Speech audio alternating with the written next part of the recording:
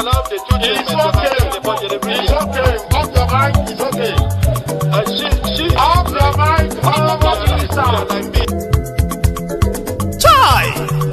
Now wow, people wey suppose talk truth to power don off mic. And if we talk, na 500,000 they go sama us, call am hate speech. But fear not, Mayegun don come. Him go torchlight every corner, nooks and cranny of all these bad people wey dey spoil our country.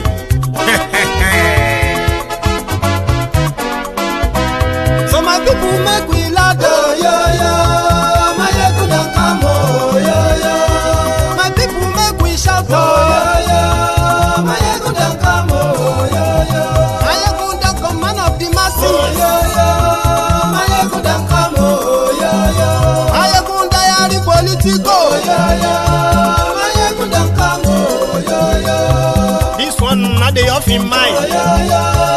Mayegun don come, oh yo yo. Can he dey touchlight every corner, oh yo yo. Mayegun don come, oh yo yo. Okay, some people be dey holla say dem want the power. Chai, dem be promise us say we go get light and power. Dem hustle sote they can't get the power. But now they know they do anything with the power. Every day, dollar just they get it higher power over naira. Still them talk say make we off mic, but thank God say Mayegun don come. So my people make you loud, oh yo yo. Mayegun don come, oh yo yo. My people make we shout, oh yo yo.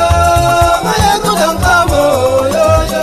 Mayegun don come, man of the masses, oh yo yo. Mayegun don come, oh yo yo. Mayegun diary politico, oh yo yo. Mayegun don come, oh yo yo. This one not dey off in mind, oh yo yo. Mayegun don come, oh yo yo. Person wey dey do evil no one make person talk. Them say that Mayegun, that man too dey talk. He too dey talk. Say Mayegun diary, he dey hot like pepper. But every day then they take money in bulk. Poor man pikin dey the street dey hawk. Still them talk say make we no talk. But thank God say Mayegun don come. So my people make you loud, oh yo yo. Mayegun don come, oh yo yo. My people make you shout, oh yo yo.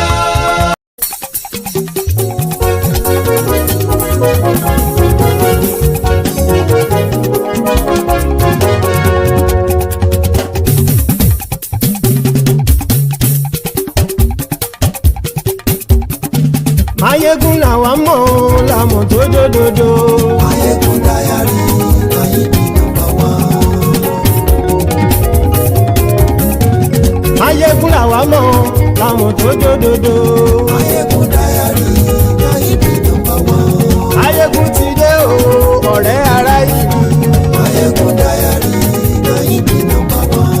Lórí Facebook lórí YouTube. Mayegun diary Mayegun number one. Gbogbo bó ṣe ń lọ ni Mayegun já wa sí. Mayegun diary Mayegun number one. Àṣírí ọ̀jẹ̀lú kì í bò níbẹ̀ o.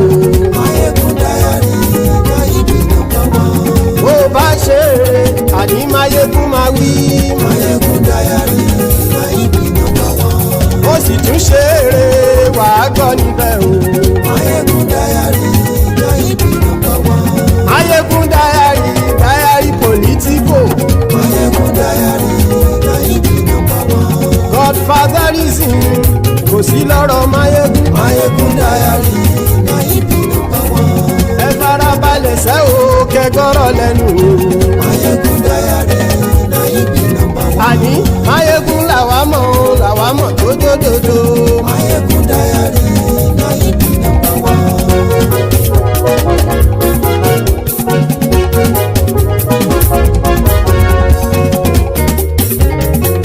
Àní ẹ̀sùn rákì. Mayegun ti dé.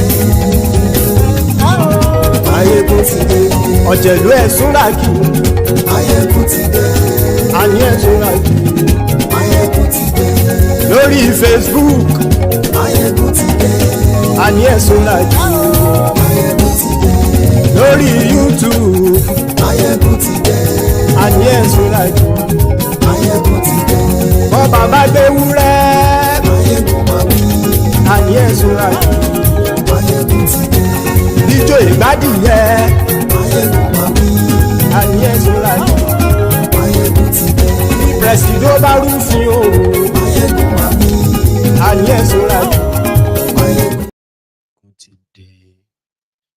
Hello there. Good morning to you. Good afternoon to you. And good evening to you from wherever you are joining us.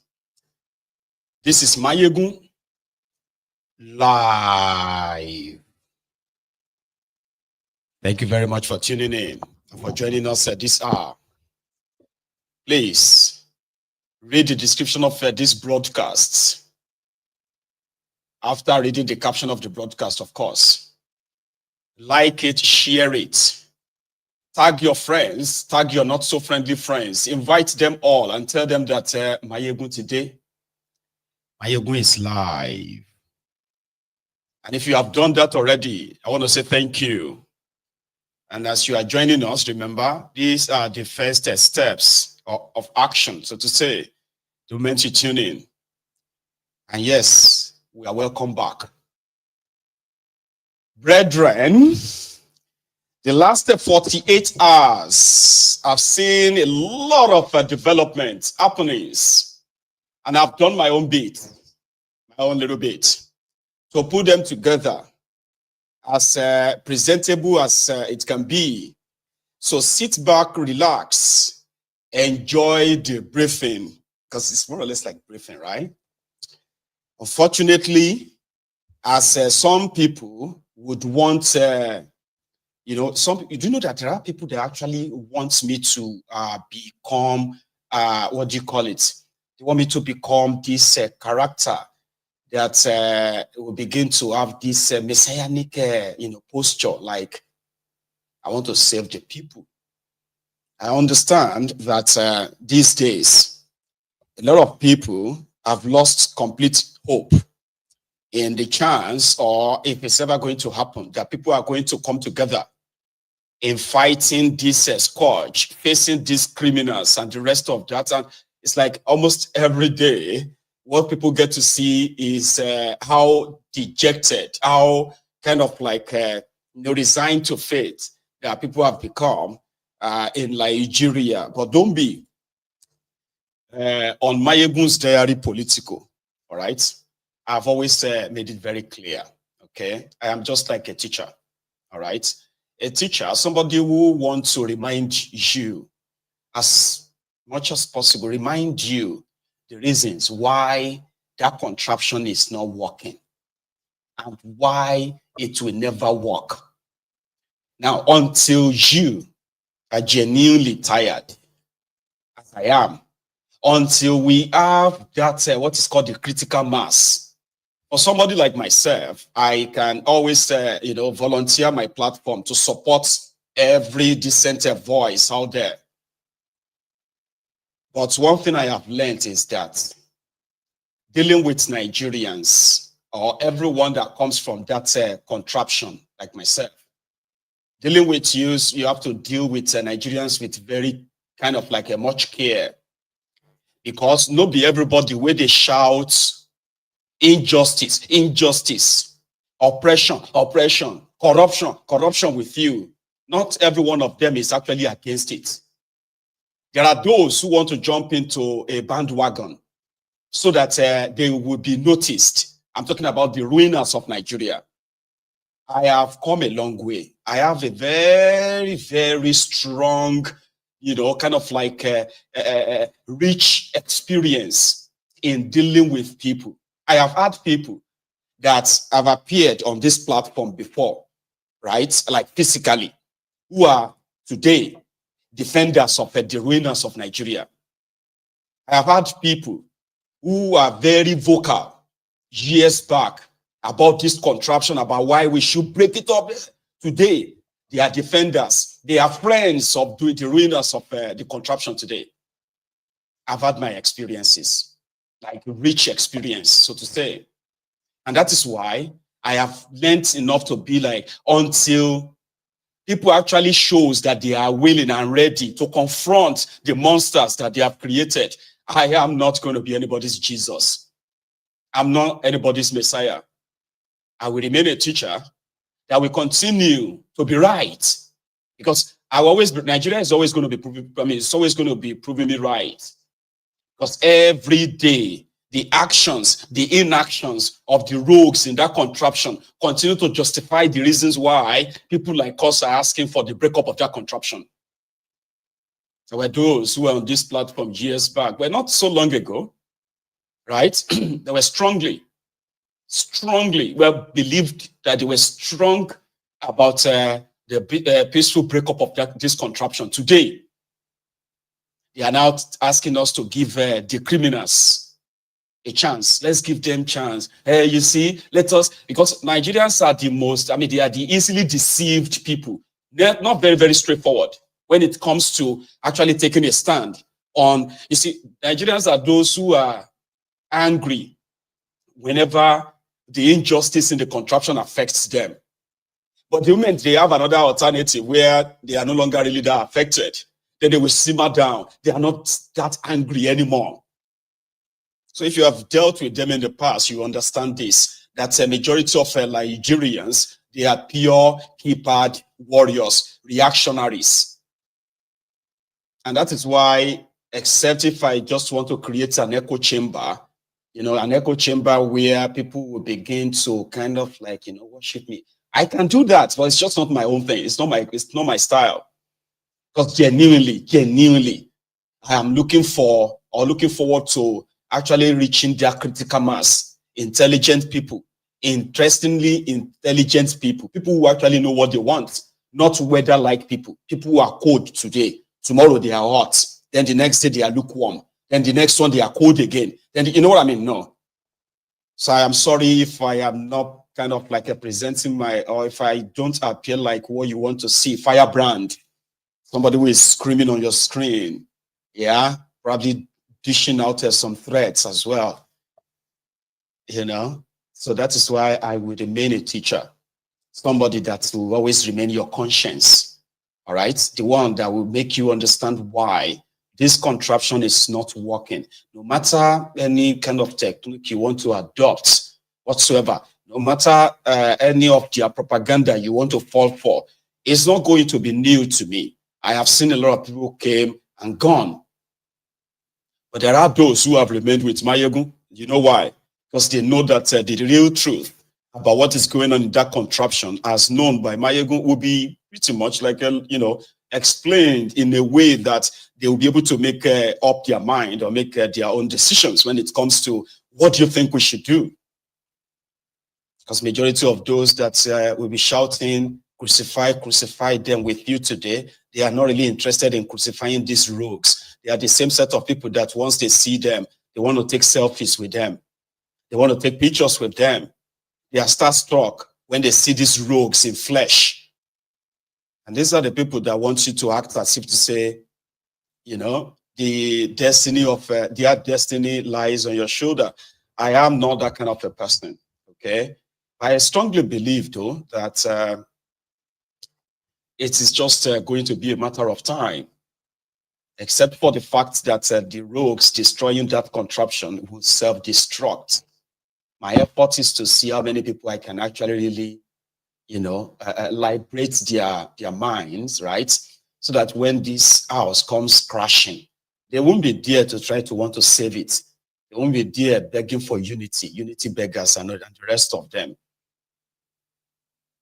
So the people that want you to do something about Nigeria, they are also the same people that are in love with these rogues. And they are in love with them for different reasons. Some love them because they are from their tribe. Some love their own oppressors because they are from their ethnic nationality. Some love them because of their religion. I have been dealing with Nigerians for a very long time. And on Mayegun's diary political, it is a place where you get to know where you belong. Of course, you know where you belong. So I am not deceived. If anybody feels like I am not firebrand enough, maybe you should be that firebrand. You may be, you may actually be the Messiah. Every one of them is waiting for, because Nigeria is a place where people always want to have this personality, like messianic personality. I'm fighting for you now. I'm fighting for Nigeria. Ironio is not fighting for anybody. Yeah, maybe not all of them. Because we have seen somebody who is not only said that he's fighting for the people, he has actually shown the scars on his body from the people he is fighting for and the people he is fighting. And that person is Omoyele Sowore. We have seen that. Another one is Mazi Namdekanu. He has, if you look at his whole body, you will see the scars of people he's fighting for and the people he's fighting. Majority of others are just opportunists, claiming to be fighting for you. Meanwhile, they are just fighting for themselves, waiting to be seen, fighting to be recognized so that they can be called to the table. Come and take a seat. And then they will turn around and begin to advise you why you should be patient. Government is not easy. Let us give them chance. We need to give these people chance. And the rest of that, I've seen a lot. So I'm comfortable being that teacher. If not just 100 people has the time, have the time to sit back and watch Mayegun or listen to Mayegun. Out of that 100, if 50 of them knows that, you see, their mind is the most powerful tool that needed to be fed with a rich information, up-to-date information that should never go back to their vomits like a dog's, as many will be.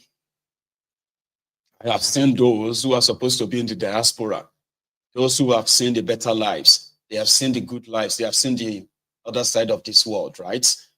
And somehow they agree that the contraption is not working. But the moment they come across these rogues from Nigeria, they are miling around them like they have seen superstars. I've seen that too. So that's why I will keep reminding you, I'm not a journalist. I am not human rights activist. And I'm not fighting for you. I'm fighting for myself in this imbalanced world. And if you are willing to fight for yourself as well, then we can team together until we have that number. Maybe that teacher. Right? Last year, which is just last month, in December 2024, we saw this viral video of Omoyele Sowore. He was on his way to the airport in Lagos. And then he came across these men in black, these criminals who were extorting people on the road. Okay? And in his usual way, he decided to capture the moment. I don't know if some of you still remember that video, right? Okay, don't worry. I will remind you. This was the clip.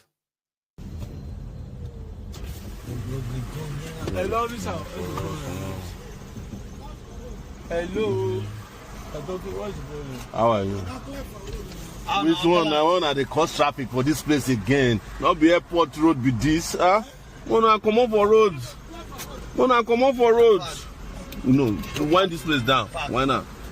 We are not parking. We are not supposed to be causing traffic to the airport. We are not parking. Wanna calm down. We know the park. Go and bring your car. I know the park. Now they cause traffic for roads. We don't need this traffic. This is the airport. This is the airport road. I know the park. Come on for roads. I know the park. Go bring your commissioner. I know the park. I know the park. When I come up for roads, God punish you too. We all saw that incident, right? And just about a month later, I think they have been deliberating on that. Normally, the police doing roadblock along airport road where you are still going to be checked when you get to the airport. Now, they are not doing the security check. You understand? They are actually extorting people. They know that those who are plying the road, they are those who are mostly going to catch their flight. And if you don't want to miss your flight, you have to tip them. Sorry, you have to bribe them. That is their modular. That was the reason why they were there. That didn't go down well with the Oga in Abuja. Here you get the same criminal police leaders who told you that you are not supposed to be. They are not supposed to be checking your phone on the road. They are not supposed to be mounting illegal roadblocks, this and that. Now they became upset that they had to probably had meetings, okay, where they're like a Sowore again. Remember that this new telecom tariff, in the midst of this roboting, of this shege that you are facing in the contraption right now, they have increased the telecommunication tariff by more than 100%. To those who know better, but they claim it is 50%. So they need a distraction. Maybe in the new year, they shall work it out. They're like, okay, let's start with a show. Right? So they sent him a letter 2 days ago, inviting him to the office of the IGP in Abuja. Let me see if I have the copy. I think I do. Now they sent a letter. They said they were investigation activities invitation letter.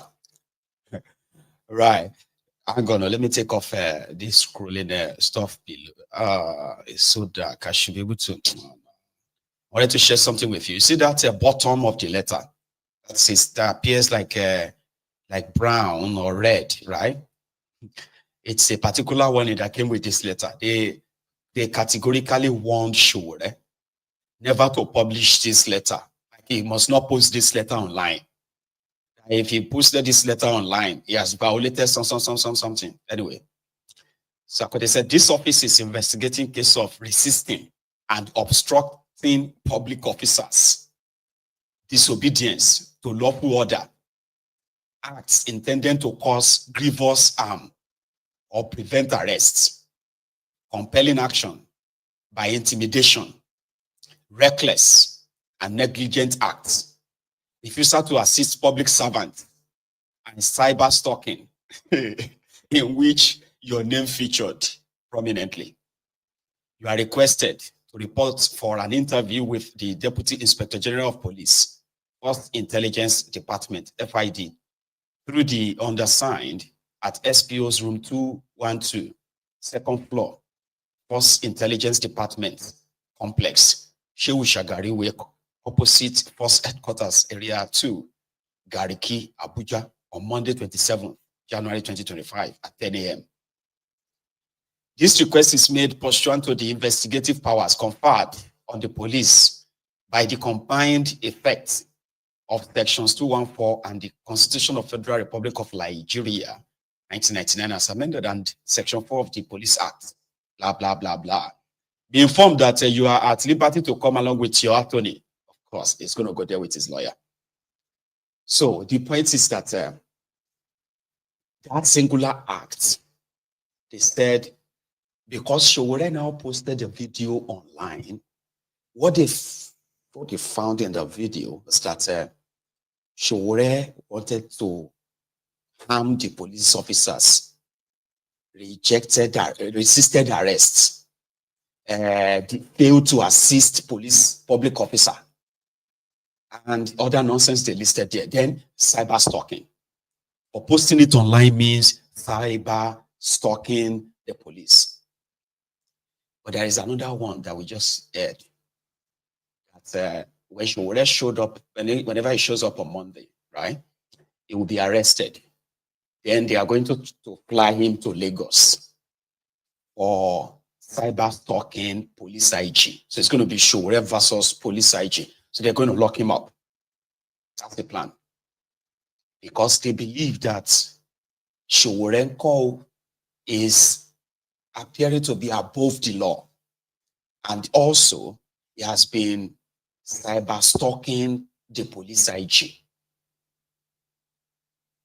for saying that Igbetokun is a illegal police IG, which is true. Igbetokun was supposed to have been retired as far back as April 2024. Tinubu extended his stay indefinitely.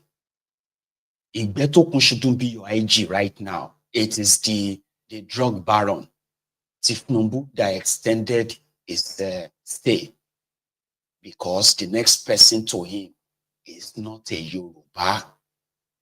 Until when they figured out how to play the game and get a Yoruba next as police IG, Igbetokun should remain. That's the idea. Now they said that the Sowore kept calling him illegal police IG. So he will need to prove to them that Igbetokun is illegal. It doesn't have to prove anything. It's obvious. Here you get. So that is one where Sowore is expected to show up in Abuja. And he himself has said that, well, fine, I'll see you in Abuja on Monday. And then whatever you want to really push, then we'll be up for it.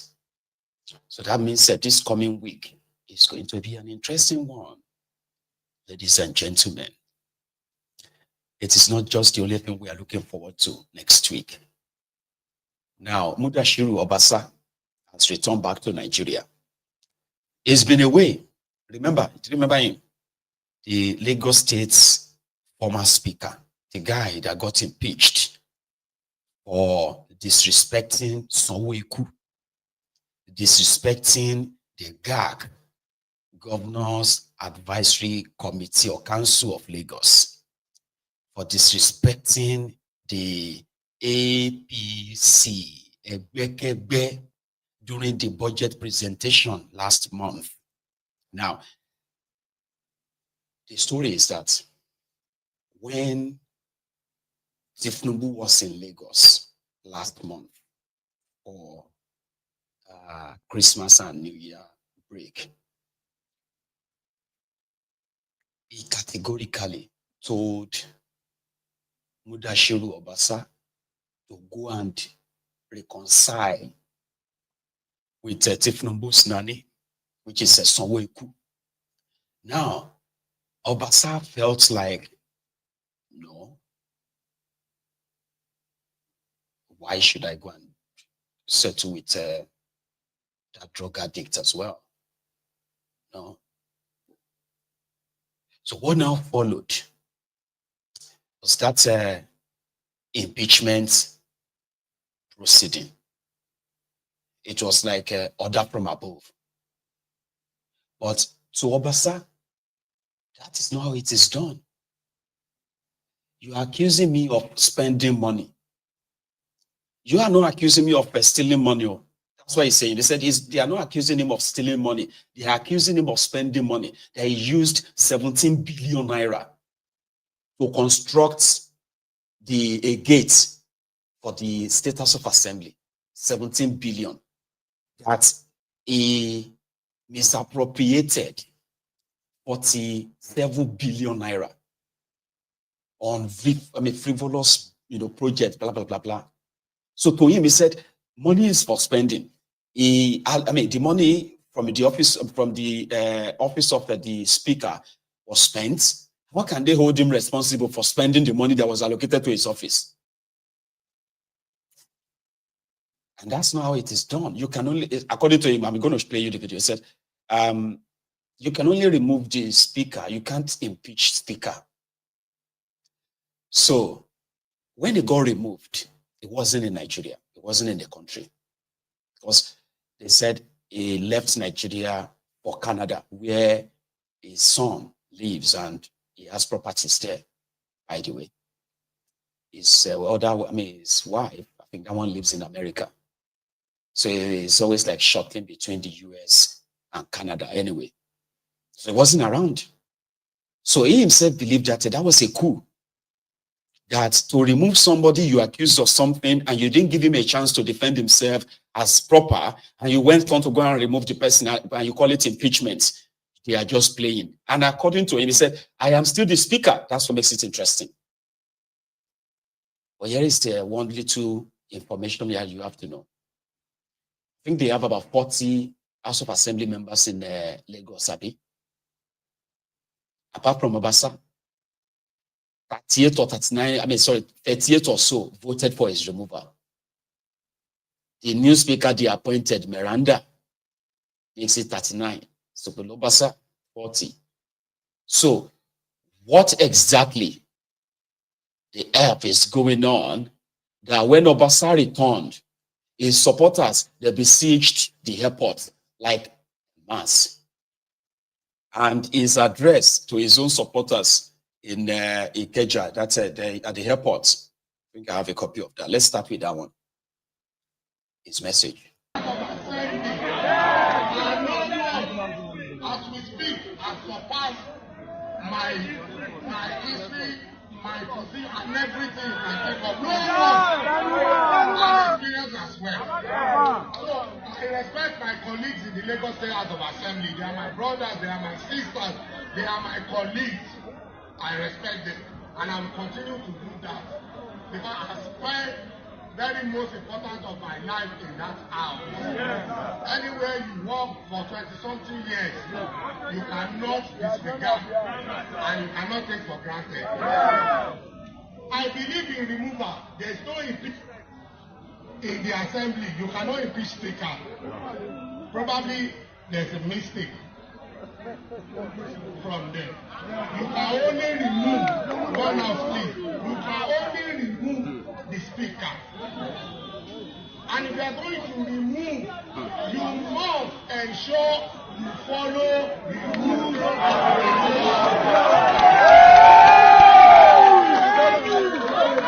I am not afraid to be removed. What else am I looking for?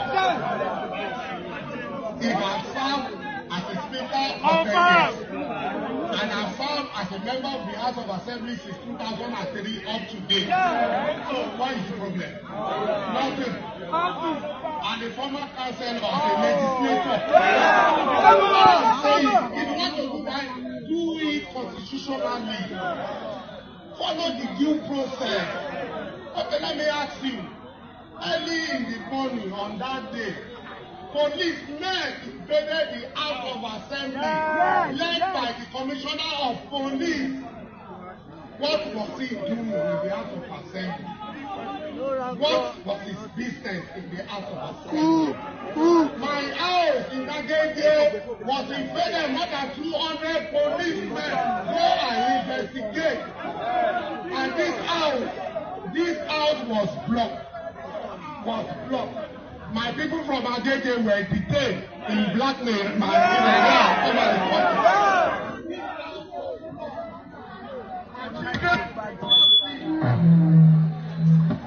My children did not sleep in this house on that day because they were locked out, and my wife kept inside. Go and verify. Afterwards, go and verify. For me, I'm not afraid. What should I be afraid of? It is not title of Baba Buddha's house. So it's just like a soldier. You have to reason like a soldier. When a soldier is going to war, you may come back and you may not come back. And that's my thinking and my reasoning. So I'm not afraid of one house, please. One house, please. I'm not afraid of being removed. If you remove me, you are not taking my life. And it's not going to stop me from being a member of this house. I represent a constituency. And I continue to represent it. I thank God for my people in Agege. Repeatedly, they have returned me to represent them for 6 times. For 6 times. So what should I be afraid for? All we are saying is that if you want to achieve something, do it well. Not because you realize that I've been out of the country and you have brought policemen to invade the House of Assembly, to invade my house in GRA, invade my house in Agege. It doesn't make sense. Lagos, our Lagos is a special state. It's a state that others look up to, and we must not denigrate Lagos. We must not pull it down. It's not like any other state. If you want to do something, and somebody who claims to be a historian of the assembly, in his erroneous put-up or write-up, said Obasa had been involved in so many removal and all this and all that. Fine, I cannot deny the facts. But let us ask questions. When Pelumi, my brother, who I love so much, and I fondly call him Bodawaidi, when he was removed, he was in the house, and there was no police involvement. It was done on the floor of the house, without broken into the chamber, and without presenting fake mace. When Tejo showed my sister, my lovely sister, my friend, when she was removed, as a deputy speaker. We were all there on the floor of the house. We did not invite any police. It was done peacefully. And the members that were suspended, it was done by majority of the members on the floor of the house. So if someone is claiming to know much, then you should go back and learn and study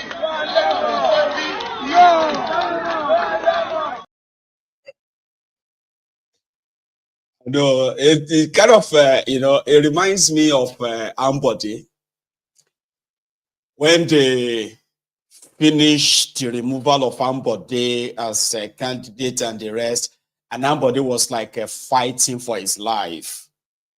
Some people felt like, this guy was like a lone ranger now. But today is the first day of Obasa coming back.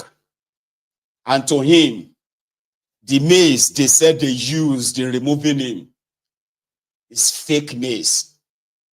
You know that Okpa that they carry is in a fake. So from his first sort of public speech, that one, he is somebody who is like revising the same atrocities they've committed against others, and it's now being committed against him, and he's feeling like our Lagos, and this is our Lagos. This is our, like he's been part and parcel of all the criminality, political criminality in that place that sustained even Tinubu's hegemony in that place. So somehow it's like he's feeling like, and this is our Lagos, this place, can you imagine this place? Let me say, the very, very strong foundational member of the APC hegemony in this place. They could do me like this, like that. Oh, it's not done. No. So after leaving that place, I don't know if he returned back to the speaker's quarters I think he went straight to Agege. In that place, that's when he spoke more as a typical thug, by the way, where he said, what is wrong if I want to be governor? Oh, I'm coming to that. Or listen to this. And I've said it, let me repeat it. Honorable Pelumi, right Honorable Pelumi is my brother. Probably he was beside me. When Tedosho was removed, she was in the house. And those who were suspended, they were around. And there was no involvement of police. And the house, the chamber was not broken into. And fake mace was not brought to the house. I'm not afraid of being only there to do only one. If you are a member of the house of 20-something, and you are speaker for almost 10 years,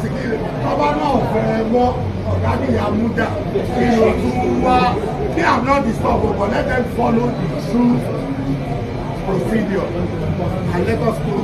They are all my brothers and sisters. I've always been saying, you should know the way I refer to them, my brothers, my sisters, my colleagues, so loyal, so dedicated, so these things. But for me, I am what I am. Nothing has gone wrong. And to our governor, I've said it. I commend him and thank him. To Mr. President, to our GAC, they are our leaders, they are our fathers. We appreciate it. But to President and First Lady, as we also sit us in the house now. I said somebody is my brother. You are asking for our relationship. When somebody is your brother, what will be your relationship? Your brother. Hey, we are brothers and sisters now.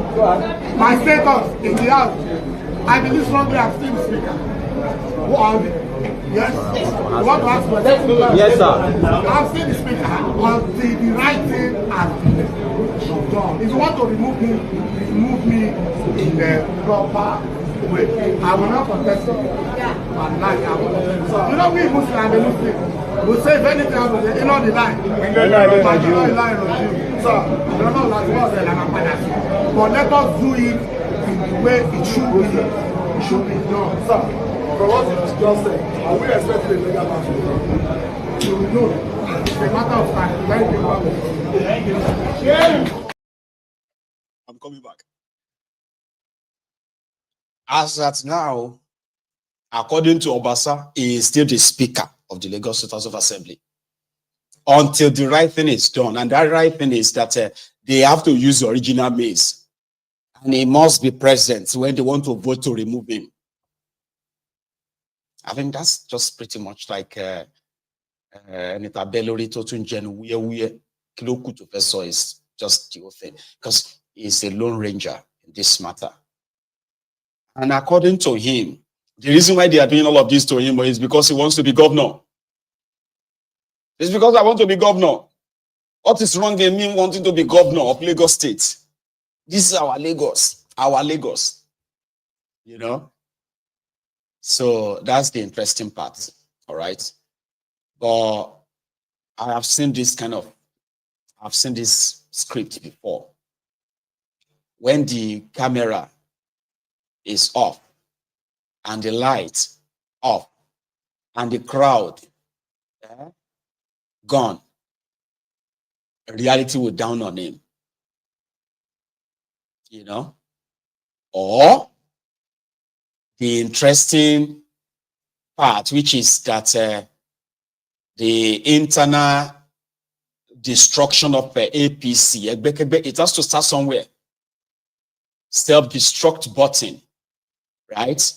You see, when you get to a stage where you have been part of the evil machination for so long that everyone that crosses the path of your godfather is crushed or killed, destroyed politically, and you've benefited immensely.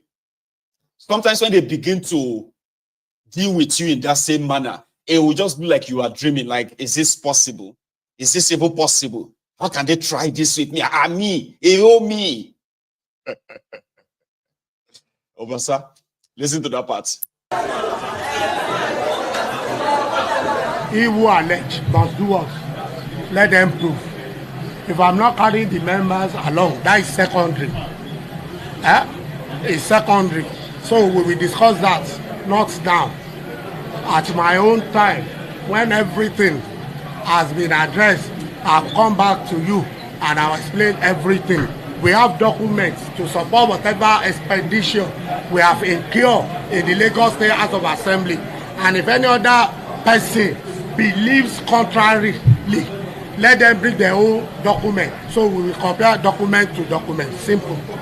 Also, let's talk about it. They said you had an ambition of becoming a governor of Lagos State. Having ambition to become a governor is not a sin, is it?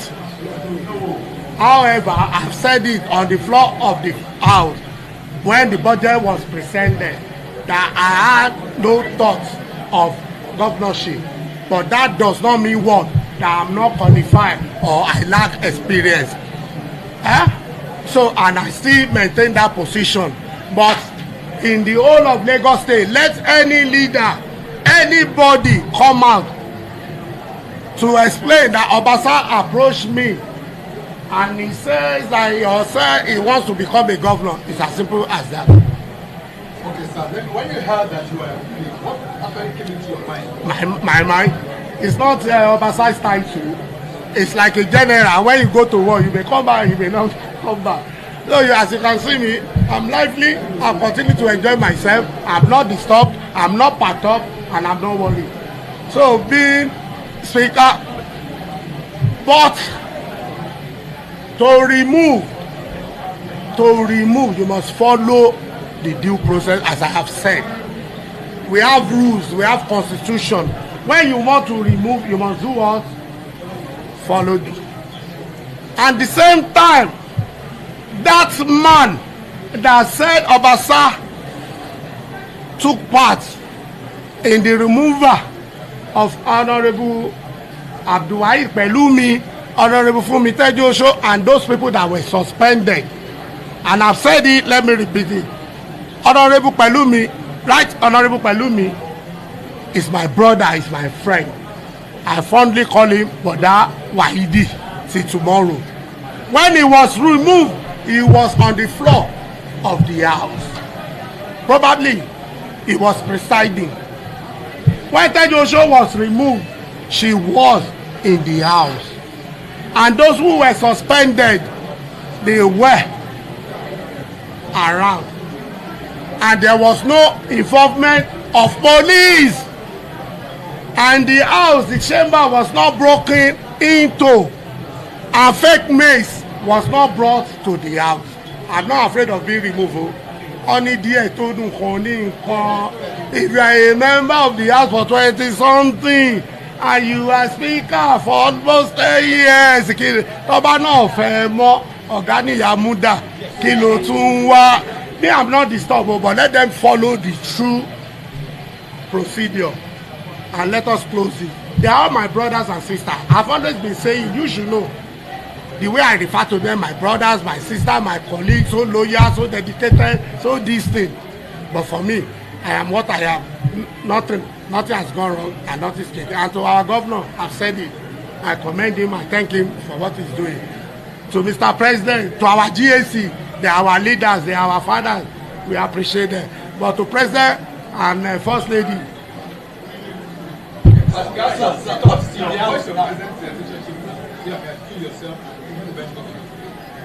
I said somebody is my brother. You are asking for our relationship. When somebody is your brother, what will be your relationship? Hey, we are brothers and sisters now.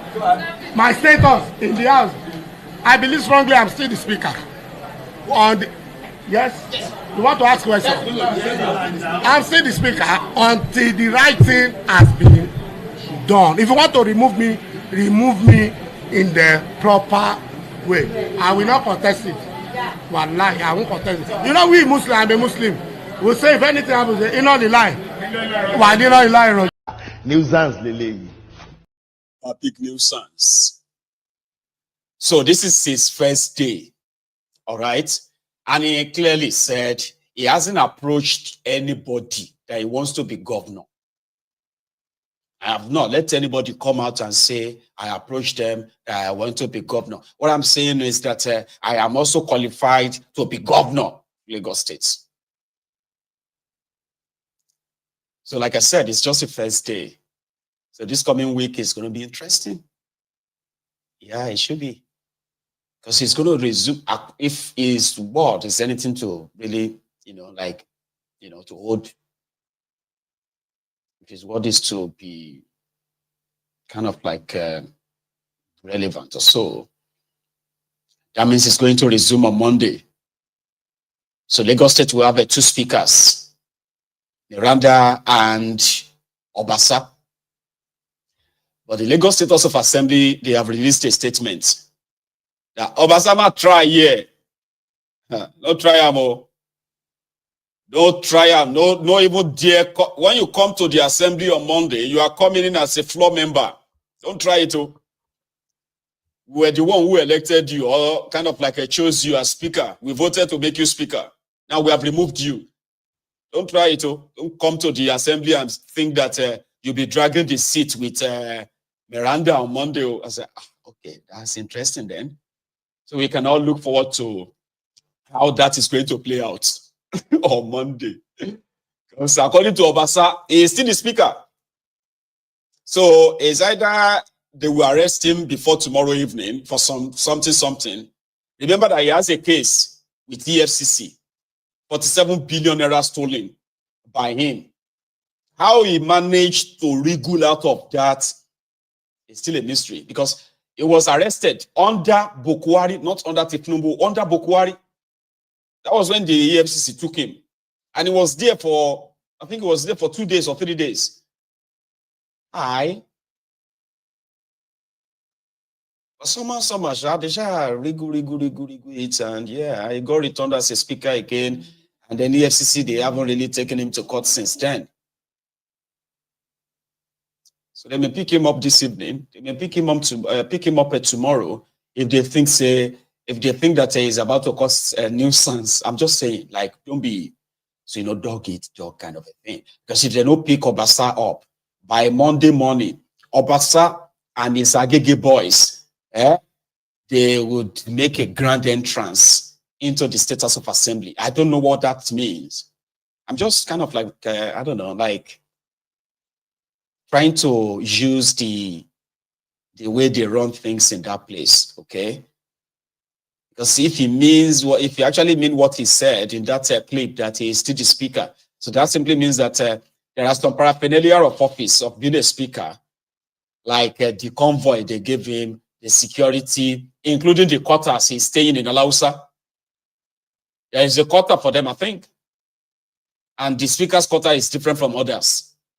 It is different, I think. I mean, I remember that of Ogun State anyway, so it's always different. So all of that must have changed by now.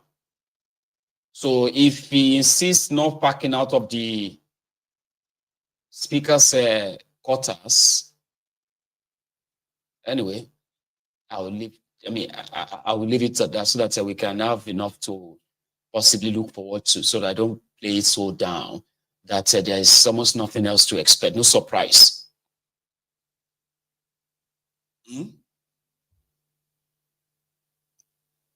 But yeah, you know, the court, the APC court in Lagos is a very, very strong one. The only person that became governor without any base was Ambode. For those who know this Obasa very well in Agege, right? He is not a pushover. You can give that to him. He's not a pushover, okay? In their politics there. He's like the chief of thugs, from councillorship to House of Assembly to becoming a speaker. So he's not a pushover, okay?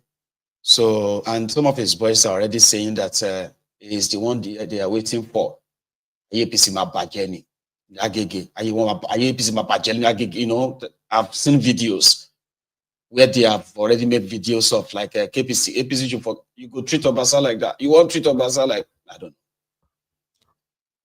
So we shall add that to what to expect next week, brethren. Yesterday, the National Assembly, it was the turn of Omoyele to, you know, kind of like back us on what we already know, right? The collusion of the supposed Nigerian army, Nigerian military, with the criminal terrorists in Nigeria, as well as those who are involved in oil bunkering, the Nigerian army, those who are involved in illegal mining. Oh, retired generals. That's what Omoyele said. In an engagement with the Minister of Mineral Resources, I think, where Omoyele categorically laid it bare that the Nigerian mining sector has been kind of like hijacked by retired generals who are, in his words, in his words, let me take you to that at the National Assembly. Omoyele, ladies and gentlemen. So, Chairman, sir, thank you for the part I listened to, but I think this issue has featured in many conversations. There is no question in my view, and I come from an area where you have, like you rightly said, sir, there is hardly any part of Nigeria where you don't have solid minerals, even in the south.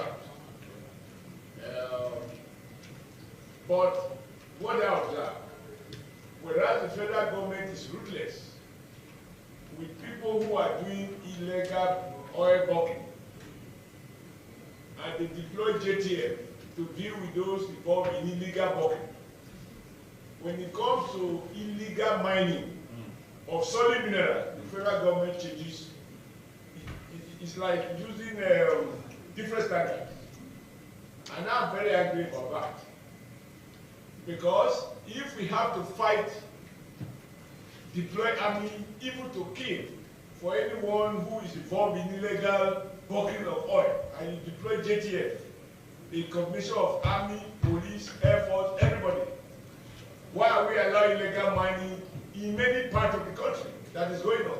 And they are being manned by retired generals, and we know them. Yes, we know them. Nobody can pretend doesn't know them.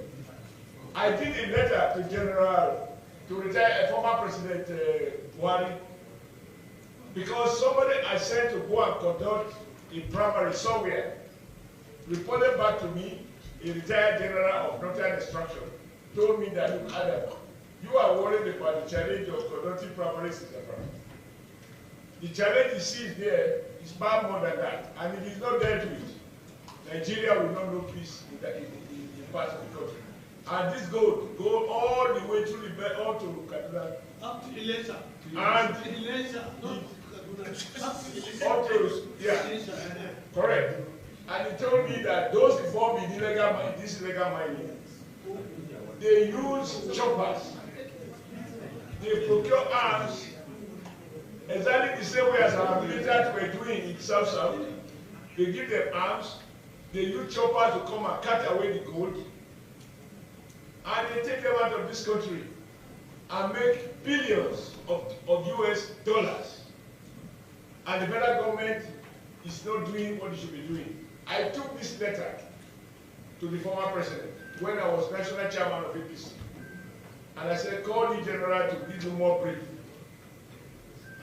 In fact, what is happening, or what something really happened in that part of the country, was exactly what the general told me was going to happen. Because these guys have been weaponized by the illegal big men who deploy them, secure territories, and the weapon is meant to protect the Chinese and other foreigners who they actually employ to carry out the mining. And on occasion, they use the same weapon to carry out banditry, kidnapping, and all of the terrible things that are going on. Chief of Committee Chairman of the Fiscal, tell the defense I said so. That, yeah, that with some retired military officers, army officers are involved in it. The day we can't tell the truth, this country cannot flourish. We can't change our, when it affects our people, we are at our best. We talk strong. Some other people appear to be above the law. That is what is going on with solid mineral. It is not that we don't know where it is. We have a whole survey of where we have what across the length and breadth of Nigeria. We also know, everybody complaining about certain people from certain nationalities. How they got here, even as we are talking now, they are doing those illegal mining.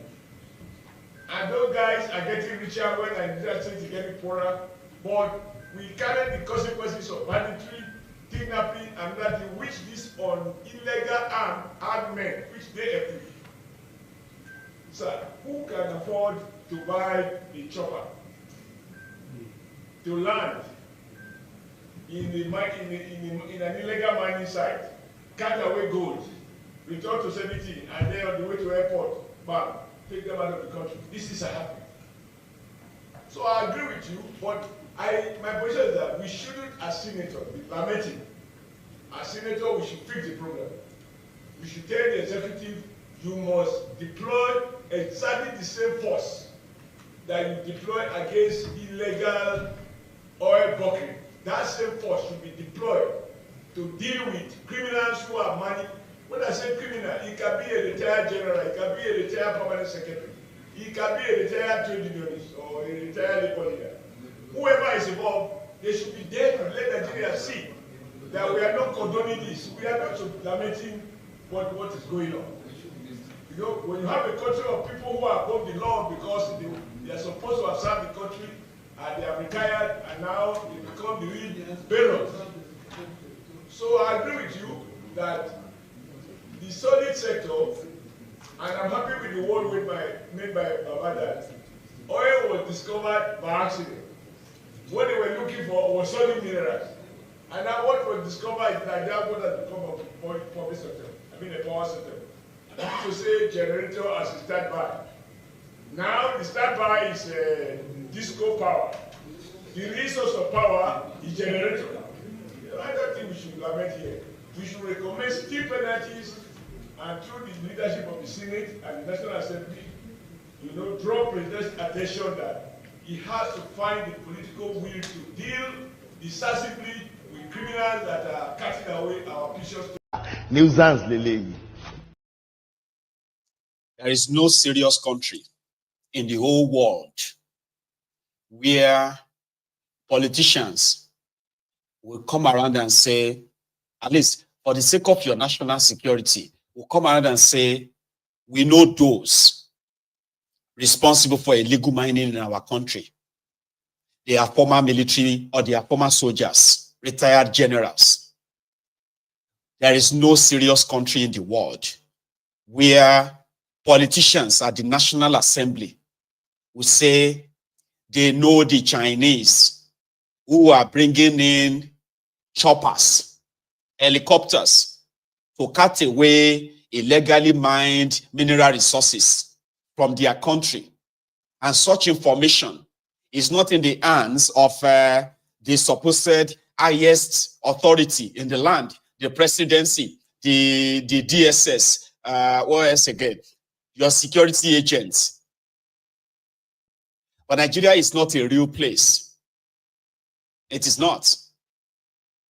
Those who are supposed to protect the national supposed resources, right? The national assets, they will rather cut deals for themselves and then make flowery, make a flowery statements, sensationalizing statements, sensational statements rather.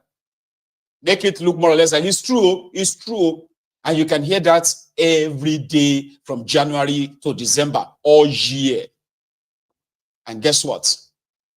Nigeria is also the only place in the world where the citizens themselves, they will agree. It's true about this country, this country don't finish. But honestly speaking, do you know that, honestly, this country, man, this country, they are not bothered. They are not perturbed. I mean, there's nothing they can do. Like, they are not angry. To them, right?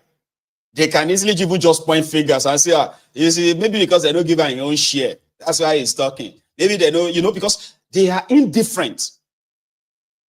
And therefore, the crime continues. In fact, you see, Nigeria is the only country in the world where even the citizens themselves, they are seeing these illegalities.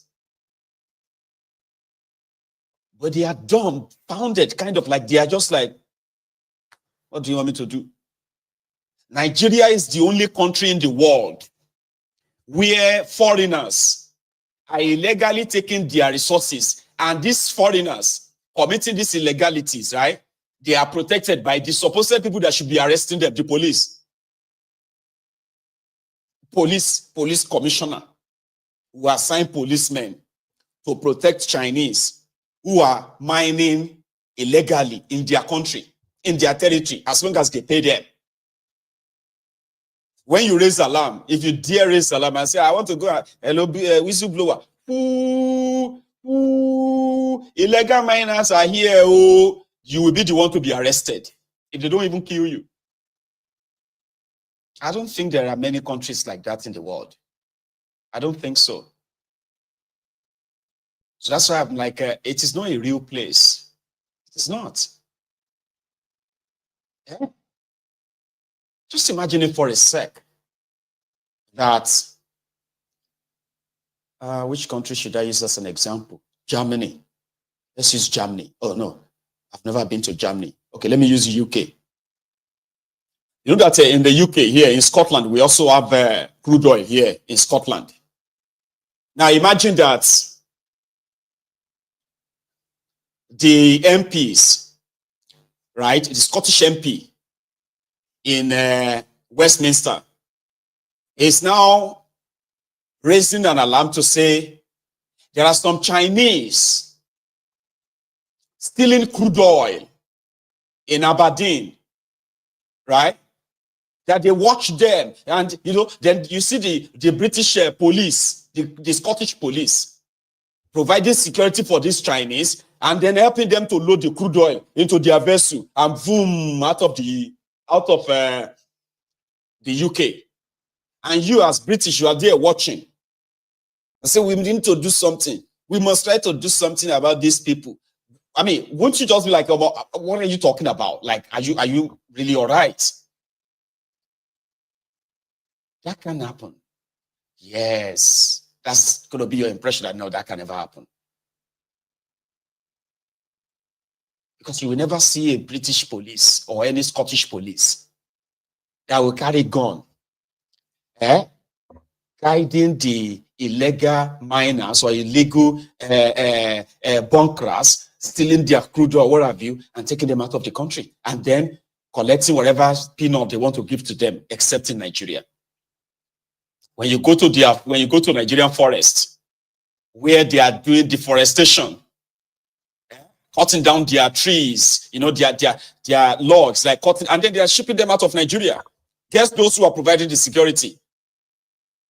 The Nigerian police. Or you see that, in China, let's use that too. In China, some Nigerians, they are involved in illegal mining. In order to mine, mine gold or mine diamond or mine anything from China and then steal them out of China. And the Chinese policemen, the Chinese police commissioners, they are now providing security for these Nigerians, for these Africans to take all these things out. Or a Chinese politician is right there in their parliament and is now talking about how some Africans, as they are mining gold, they are mining diamond, or they are mining these resources from our land, from this district, from this region, lamenting like that. Impossible, Abi. Never. It's never going to happen. But in that contraption, sensationalism. Now, in fact, you will even see the police IG, you will see the police commissioners, you will see the military themselves. They will come around and be talking about the activities of the illegal activities of all these guys. But guess what? Just for sensationalism. And the citizens themselves, they are not bothered. They are unconcerned.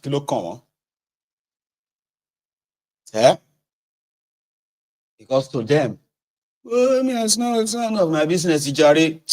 Even if not me self, I go do them. Even if not me self, that kind of a thing.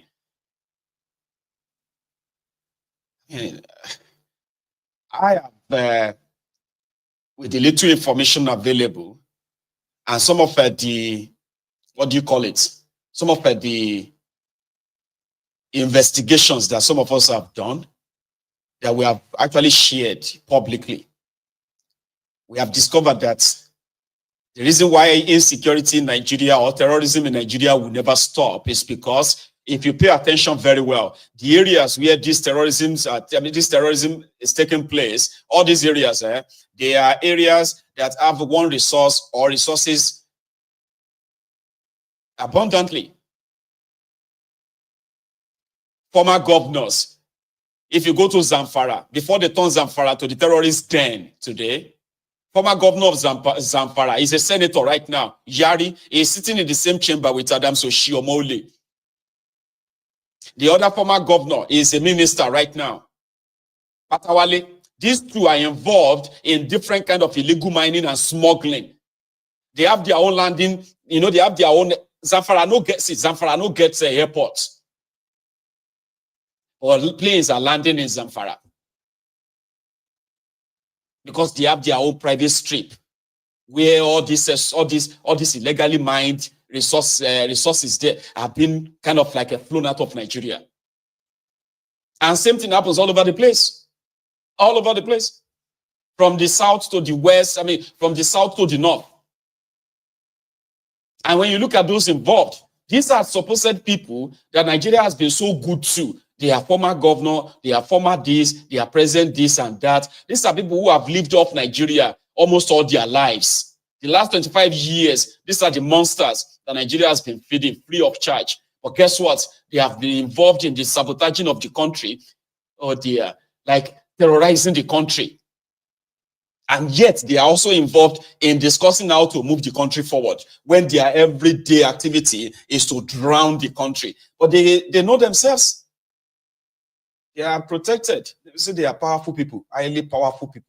Powerful people in sabotaging your own country. Treason. You are powerful. Powerful than the security agents in your country. It's unbelievable, man. Yeah? So that's why we believe that the contraption is irredeemable. It is totally irredeemable. and it's only a foolish person that fights for them. Amici, what do you say? What is new to say? Nigerians don't react to anything. Has any politician told you that he's not a thief? Tell me one politician that has told you that he's not a thief. Tell me one. I don't know why you're gathering forgery, no forgery. What politician told you that didn't forge? Which politician told you he went to university? Which politician told you he served in NYSC? Which politician told you he has a certificate? Nigerians know and still vote for them. So what's your problem? No, tell me what's your problem? So I said, why should I speak when already there's nothing new? Okay, you observed Buhari's period. I will leave Port Harcourt 1 a.m. I arrive Abuja, leave Abuja 3 a.m. Somebody said they made Buhari. Did I say anything? I didn't say anything. It's not important. Nigerians choose who to believe and who not to believe. Nigerians choose who to vote and who not to vote. Even if you come to a Nigerian man's house and kill the mother, the father will continue his life. Nothing bothers you. Nothing. So why do I waste my time? Yes, that's the original. So give it to me. You see it? So that you won't say tomorrow he brought photocopies. But when we get there, that is when we're talking about Buhari's government. So there's nothing that our chairman said that is new. Absolutely not new. I've said it several times. I've taken so many risks. I've said too many things. The fight from Goodluck's government to Buhari's government, you all knew about it. My aircraft was seized. I was shot at. If I was killed, what will happen? Nothing. So you would die a useless life. So what did I choose? I chose to stay in my house quietly. Fortunately for me, I got admission to study in Nigerian law school. And rule number one is, like they told me if I came here, you are our property. You have no right to go anywhere unless we permit you. That's the rule in the Nigerian law school. So anybody who says, why have we not seen you? I'm a student of Nigerian law school. Until I graduate, I can't disobey them. So I chose not to speak again because there is nothing to say and because Nigerians will do absolutely nothing. If you say it's a lie, line up 10 Nigerians and shoot them tomorrow and nothing will happen. If you say it's a lie, in fact, the worst thing about Nigerians is that even when you claim you're not committing any crime and they pick you up tomorrow, we said it is a thief. Nigerians will join. They will cross it and you go to prison for nothing. The greatest fear I have is being found in prison for nothing. And you can be found in prison for doing. So, I don't want to repeat what I used to say before because you hold it against me. Those who are close to me know. We repeated yesterday. I will just only use one word. I won't use the rest. I say it's a hopeless situation. Is it a lie? So let's go a bit further. Let's go a bit further. You will be shocked that I won't talk about Buhari's government for two reasons. And I won't talk about President Tinubu's government. One reason why I won't talk about Buhari's government, I'm a participant. But they asked me that question yesterday. What moral reason do you have to criticize Buhari's government, having been part of it? That was the argument. I do, if I want to argue it. But, again, that was a huge debate amongst us. And we are all agreed I should say nothing about the government. So I now told them, if I will say nothing about Buhari's government, I will also say nothing about President Tinubu's government. Nuisance, Lele. Just so that we don't forget that, by the way. But he's very right. He's right. Like, number one, right? If you look at the way some Nigerians are mad at Peter Obi, if you probe it very well, is the fact that he carries himself, right? That he is not a thief. Okay? And they know that he is not a thief. And that kind of annoys them more. Because Nigerians expect you to be a thief because it's like a normal thing. All of them are the same. All of them are the same. So if they now found out that you are saying you are not like them, then they will hate you. So what do you mean? Are you trying to ruin our fantasy?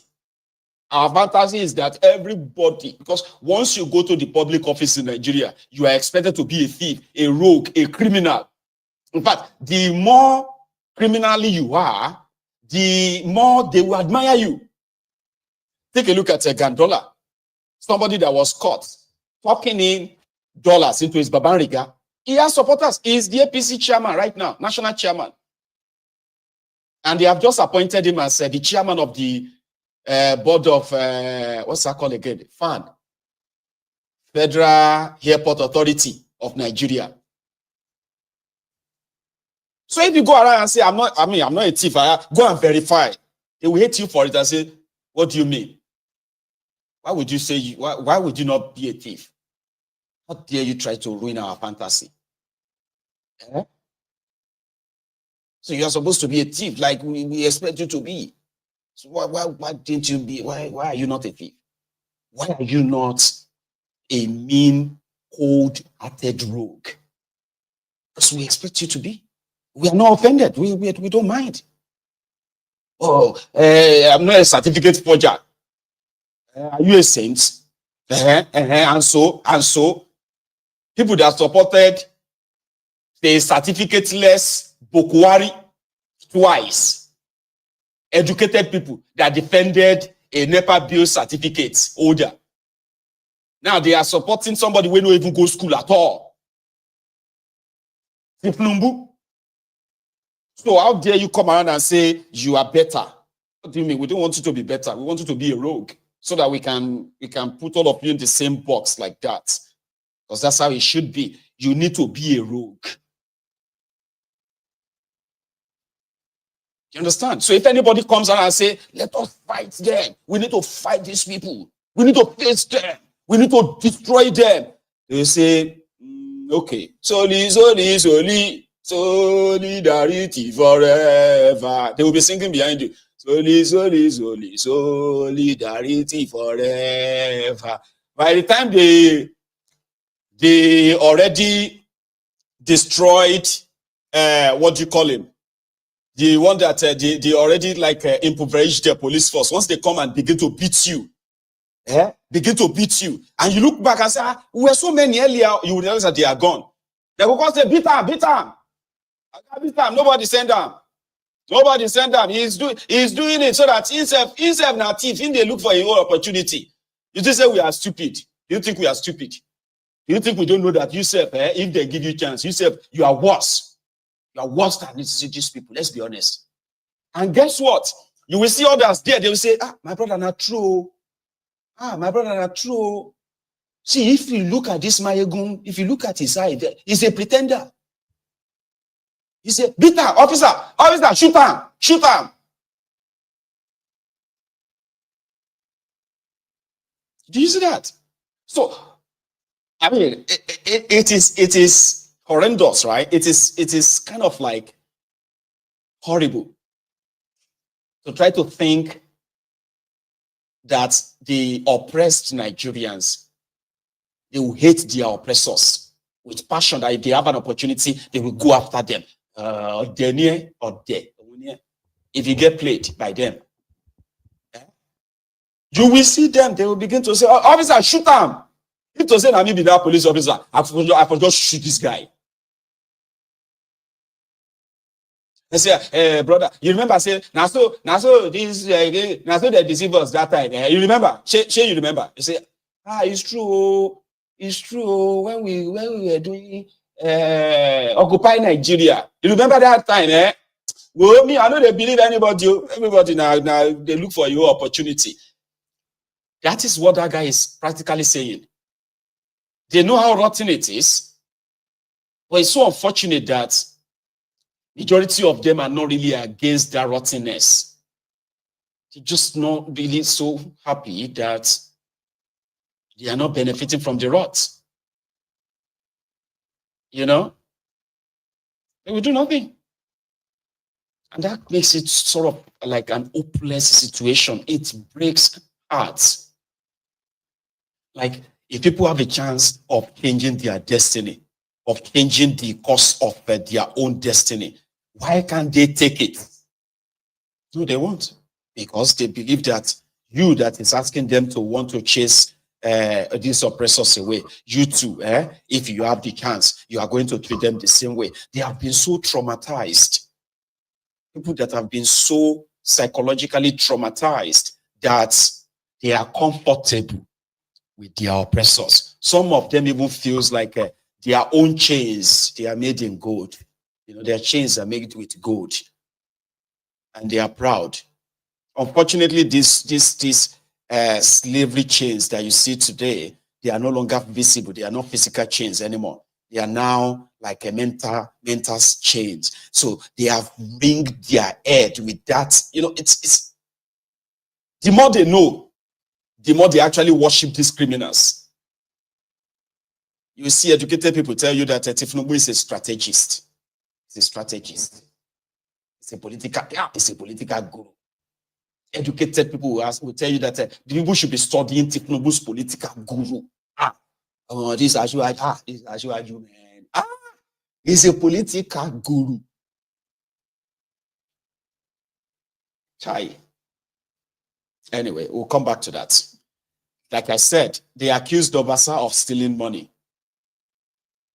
EFCC said he stole 47 billion. He said, no, I didn't steal it, I spent it. His own colleague said that he stole 17 billion. They said, no, I didn't steal it, I spent it. But take a look at the people that are already happy that he's back. Yes.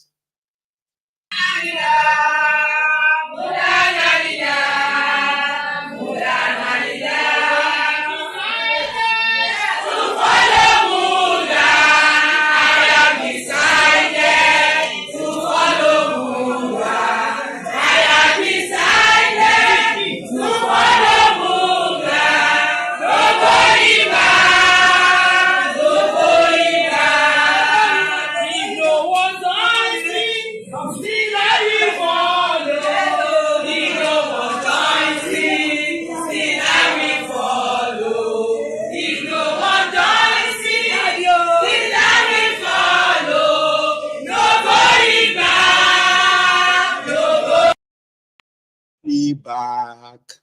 We have decided to follow Muda.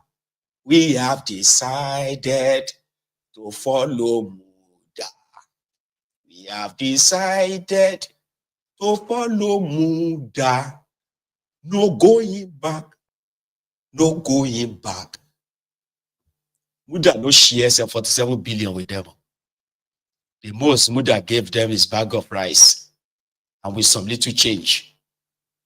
And they are everywhere, all over Nigeria. They love their oppressors more than anything. To tell you that, are you different? My friend, go and sit down. You're talking like you are a saint. If not, you uncle. Yeah? Are you a saint? I have seen it. Play out. I mean, played out many times. See, yesterday, Bokwari returned back from Paris. But do you remember that I shared a video of him going to Paris, I think a week ago? Now it's come to pass that he went to Paris as a witness concerning the Mambila power project. In 1999, when Obasanjo was your president, he appointed Oluwagunloye as the power minister.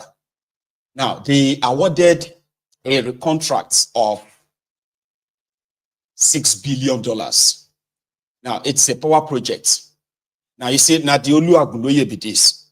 Now, the man be that. The man that is in black. That's same with the FRSC guys, okay? Just recently. Now, you see this old man, right? He was a power minister. And between 1999 and 2003, Obasanjo set term. So he awarded the contract of $6 billion, and it's called the Mambila Power Project. But somehow, the project didn't fly because of corruption. Now you see this foreign company that got the contract. They finally had the contract terminated in 2019, 2020 by Bokwari. And this is like 17 years after the contract was awarded. Hang on, it should be more than that. It's 1999, year 2000 to 2020. 20 years after the contract was awarded. The company didn't have money to execute it. The money paid to them, gone. And Aguloye, they awarded the contract, was no longer the minister. So what they now did, the company now sued, the company asked Nigeria to compensate them for terminating the contract they got 20 years ago that they did not deliver. Okay. So, and Nigeria has already spent, listen to this, so $6 billion a project. Nigeria already spent over $2 billion, but there's almost nothing to show for it. But the contractor said that they've done the work, they've done the job to some extent before the contract got terminated. And wrongful termination means, excuse me, the contractors demanded for $200 million as compensation. $200 million for what? They didn't do anything. If Nigeria failed to pay them the $200 million, they will sue Nigeria. And if Nigeria should lose, Nigeria would have to pay $2.5 billion. So Bokwari that terminated the contract, in the contract, there is a clause there that if the contract gets terminated by Nigeria, Nigeria will compensate them. And failure to means they can sue Nigeria. So they sued Nigeria to a court of arbitration, the arbitration court in Paris. That was what Bokwari went on to go and be a witness. Okay. Now, you see that man himself is standing trial in Nigeria. This Agunloye guy, an old man now, is standing trial for corruption, for mismanagement. No, like they said, he mismanaged over $2 billion as power minister who generated darkness. Why is an elder statesman? They call people like this elder statesman.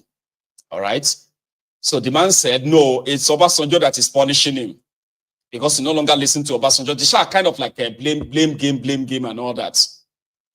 So right now, they are waiting for, so two former presidents of Nigeria, Obankparo as well as Bokwari, they were both in France to bear witness that the contractors, number one, they were not competent to do the job. Number two, Nigeria shouldn't pay them any compensation. That was what they went to do in France. So this is just by the way, just so you know that in case if you see the breaking news, you know, in another few days or a few weeks, that Nigeria, it's going to be either way anyway. If they say Nigeria lost, maybe say like that Shangzhou company that got their contract as well terminated in Ogun State.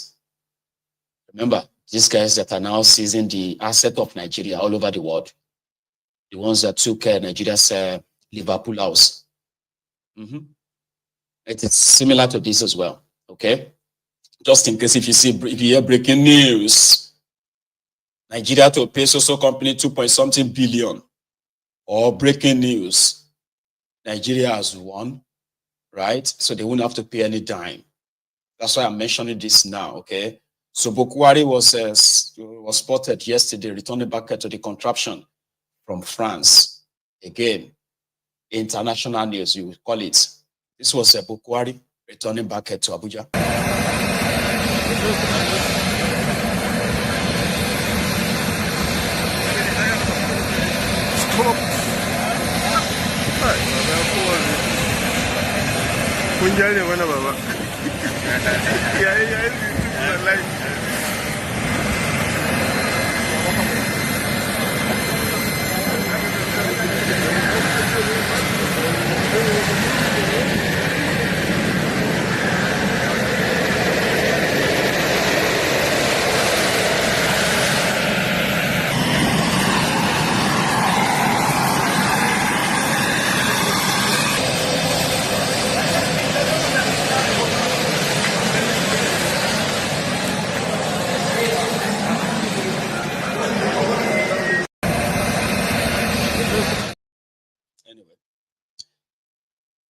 In that same international news was Wale Edun,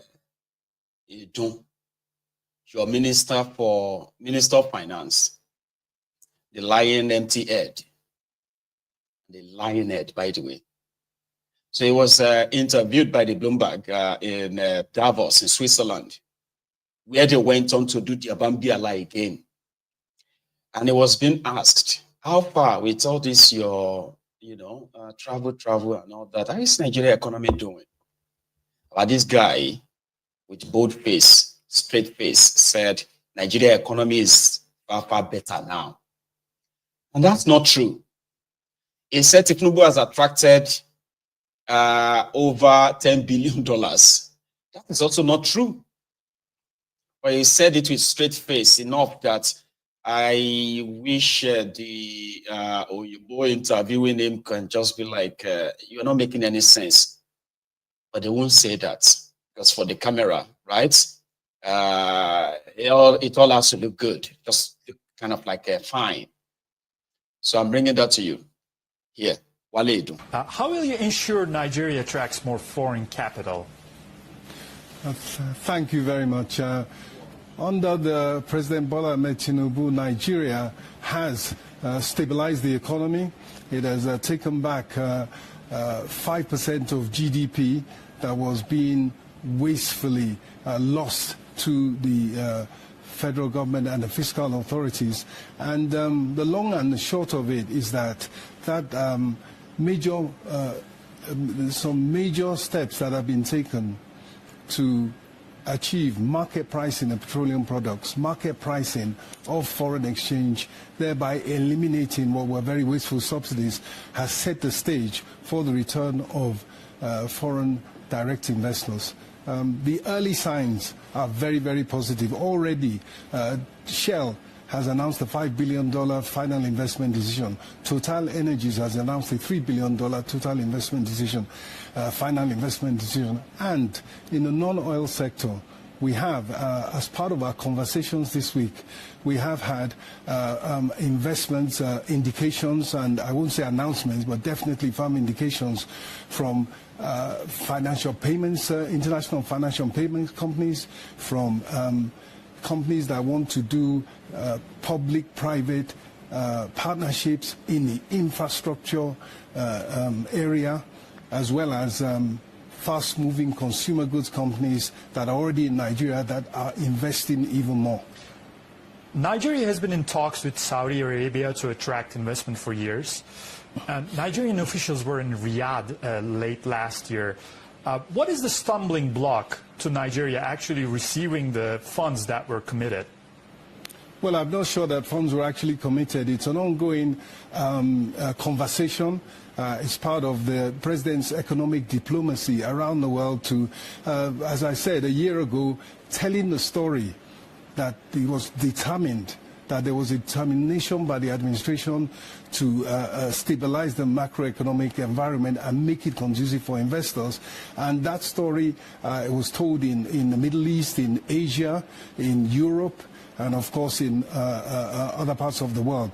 So it is on the basis of that that the conversations in Saudi Arabia, amongst other countries in the Middle East, is an ongoing one, and we're sure that it will end up with the private sector, in particular, in countries such as Saudi Arabia, investing in investing in Nigeria, in sectors that create jobs and grow the economy. Are you considering another Eurobond sale this year? Well, I think if you look at our budget presentation, which is currently going through the National Assembly, the Parliament in Nigeria at the moment, the one thing you'll notice that yes, there is some deficit spending, and that has to be covered, not as in the past by printing of money, but going to the financial markets and purchasing on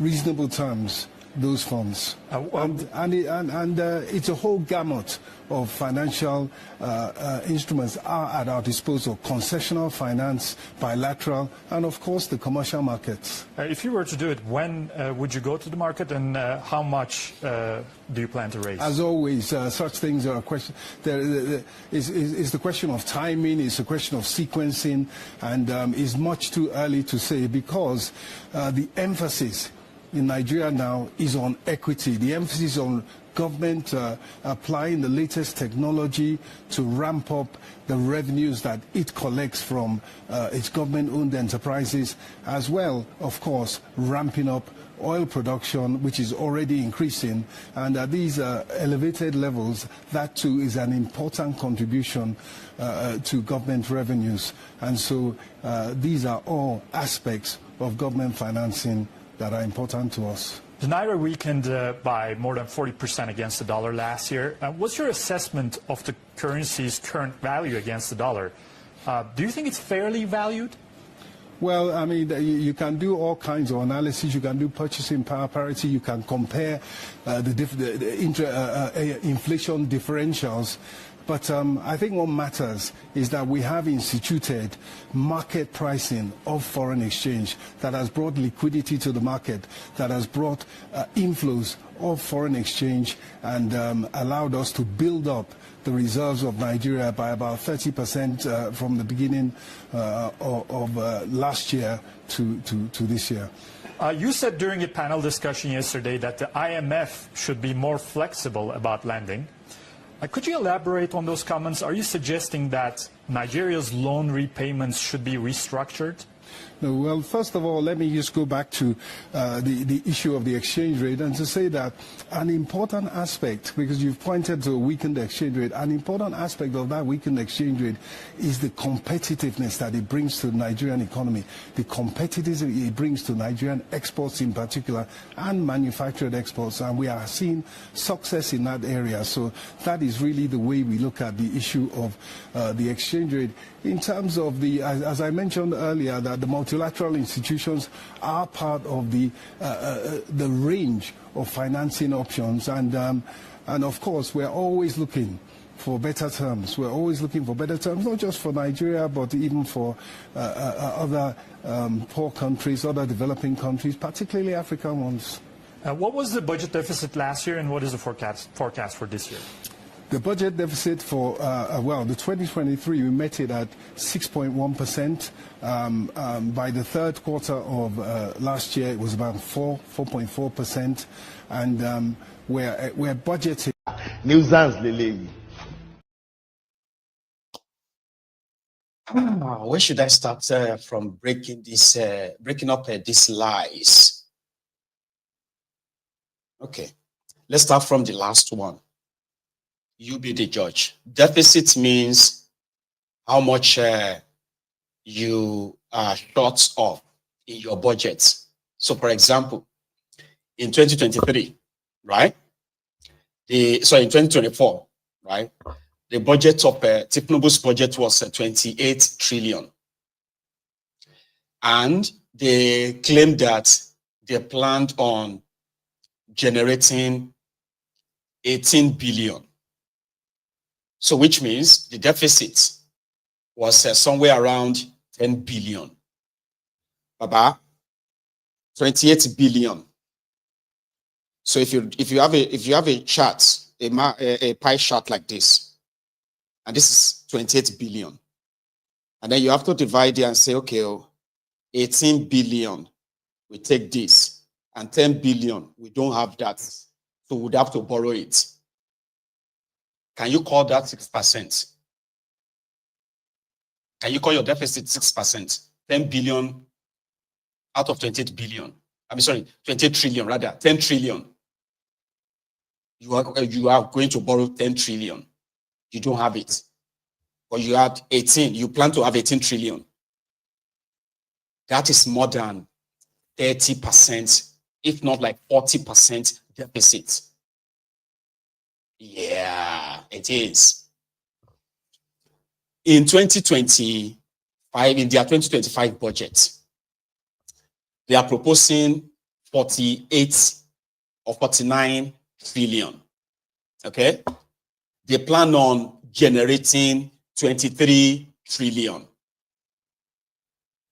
So, 26 trillion, which according to them, 16 trillion is going to be for repayment of their debt servicing.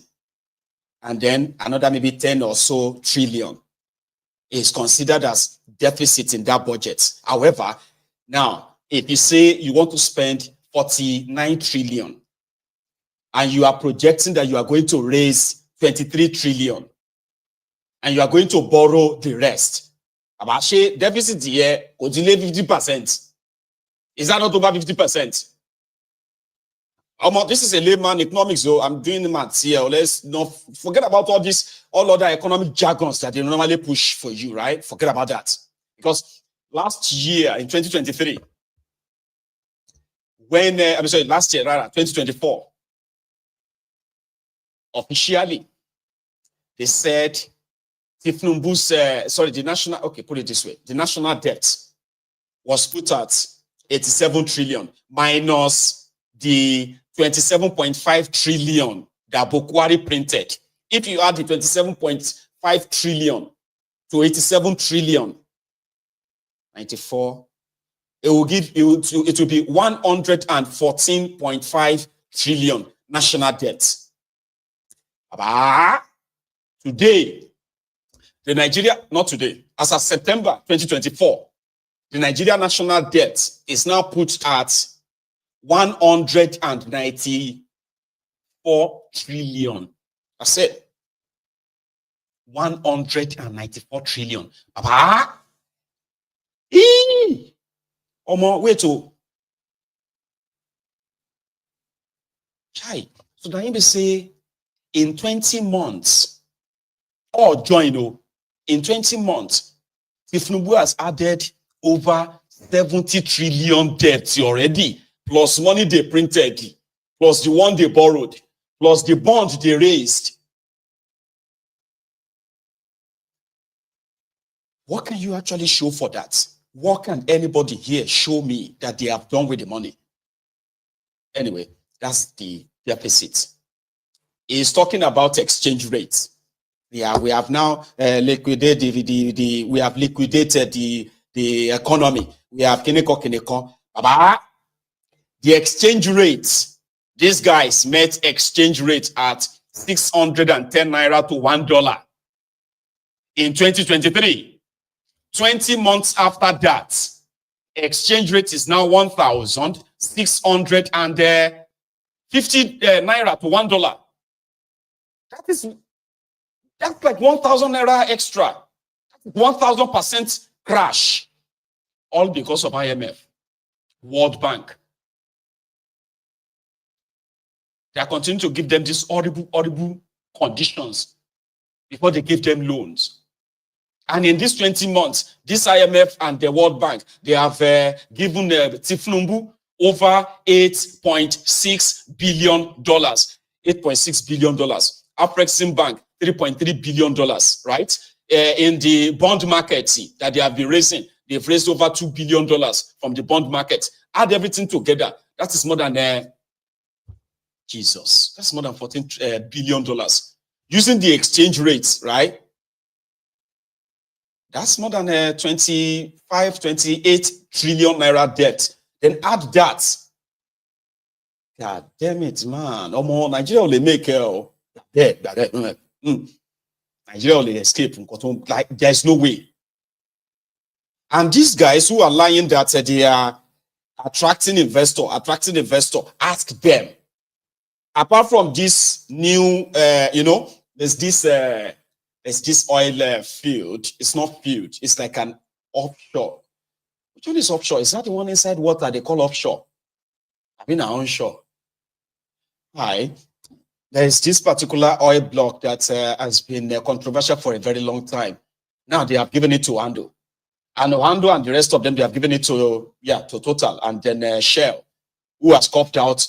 They said they will give them $5 billion in the next, I think it's in the next 5 years. They will give them $5 billion or $8 billion in total. And that means once they begin to kind of take the oil, that's what they are calling investment. Ask them.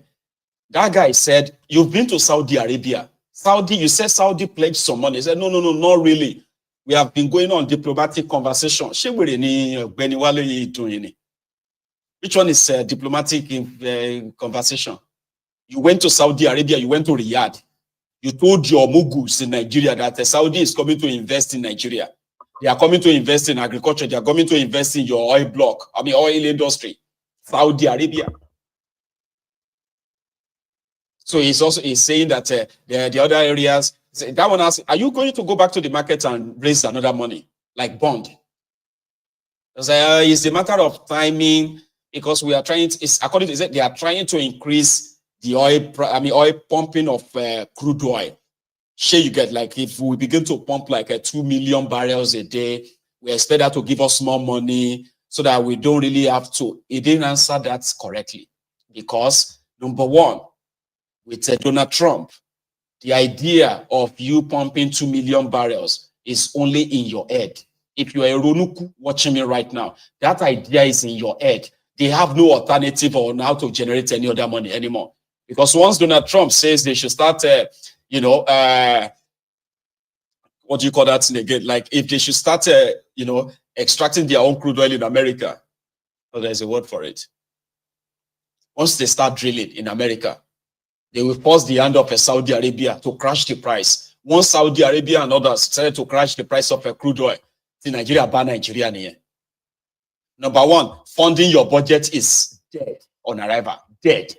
They will have to borrow money to do that. And borrowing money means they will have to take conditions that will continue to devalue your naira. About 2025, you're tough, man. And it is not even a cost. It's a common sense thing. Because once the price of petroleum crashed, gas, slave trade, some of you Ronukus, they should better find a way of how to kind of like send you across the Atlantic. All one plantation to raise money. Because once the price of petroleum crashes, and it's their budget that they are planning to sell crude oil at $70 per barrel. They want to exchange naira for 1,500 naira to $1. Meanwhile, the proper exchange rate is currently at 1,650 naira to $1, right? So if the price of petroleum crashes, gas, and I don't even think some of you have any real value. Because a bit majority, anyway. Because if it was during the slave trade, you would be worthless. Runukus and the rest, you would probably be worthless. Because some of you, if you can see you like this, right? You are textbook definition of what Shege is, the real Shege of that contraption. And that's why some of them are so happy when they look at people who are once successful, who were able to pay their bills before now, start struggling. Then they will say, hey, this is the real value. Now all of you have been living fake life. That's what the Ronukus will tell you. I'm saying this right now, not because I have any bad projection for you, but because it is the reality.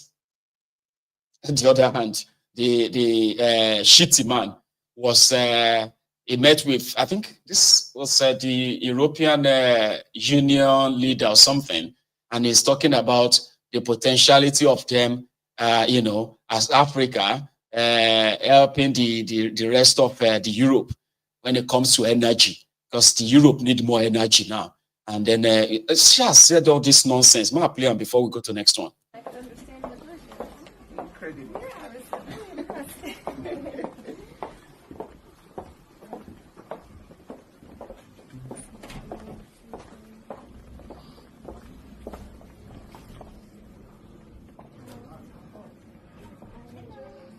But most importantly, sir, we are talking of the president. My leader, my boss, is someone who also grew up in the finance ecosystem. He was a financial controller for ExxonMobil. He was a transformative leader in Lagos. Subsidy removal, alignment of the exchange rate, tax reforms, so many ongoing reform efforts, and our economy has turned the corner. We have crossed the Rubicon and we are on a path to sustain growth. So we seek for your collaboration in fundamentally 2 or 3 areas. One is the African Atlantic gas pipeline that is supposed to take gas from Nigeria to Morocco. And because of the Europe-Maghrebi gas pipeline, it can easily reach Europe. And with all the challenges, the geopolitical challenges in Europe, with Russian gas having problems, And with the demand for energy rising because of AI, data mining, storages, and so on, will be in advantage position to take advantage of these opportunities. And a lot of littoral West Africans say that have discovered gas are more than willing to plug into the system and feed their gas to other. Nigeria is actually a gas nation. We are not an oil nation. And because of our population, we either take care of the young men, our average age is 16.9. The demographic bulge, we either take care of them or they take care of us 10, 20 years down the line. So this is why we are in a hurry to develop in our enlightened self-interest. And gas provides us with the utmost opportunity to generate wealth for our people. The other issue we are seeking collaboration has to do with the recharging of the lake chat. You know, as I said earlier, there is an incestuous relationship between the economy and the ecology in the Sahelian region. The challenges of Boko Haram, of ISWAP, cannot be disconnected from the realities of existential threats we are facing. Nuisance, Lele. They put on inside suits. Alimajiri in suits. Boko Haram in suits. He sat there, right, telling the European that all of this Russia gas and Nigeria is not an oil country. Nigeria is a gas country. So all this KKK, you know, like the pipeline that we can give you all of this, and we know that you are going to need more energy, okay, in storage of data and AI and all these things. So you have to read. Here you get now to sound like he's intelligent, and when he is not, it's always like, come and take whatever you can take from us, and then give us money, kind of. That's exactly what that's kind of like sounding like. It's trying to sound intelligent, right? Unintelligent rogues. Did he say Tinubu is financial experts that work for ExxonMobil and transform the Lagos? My leader.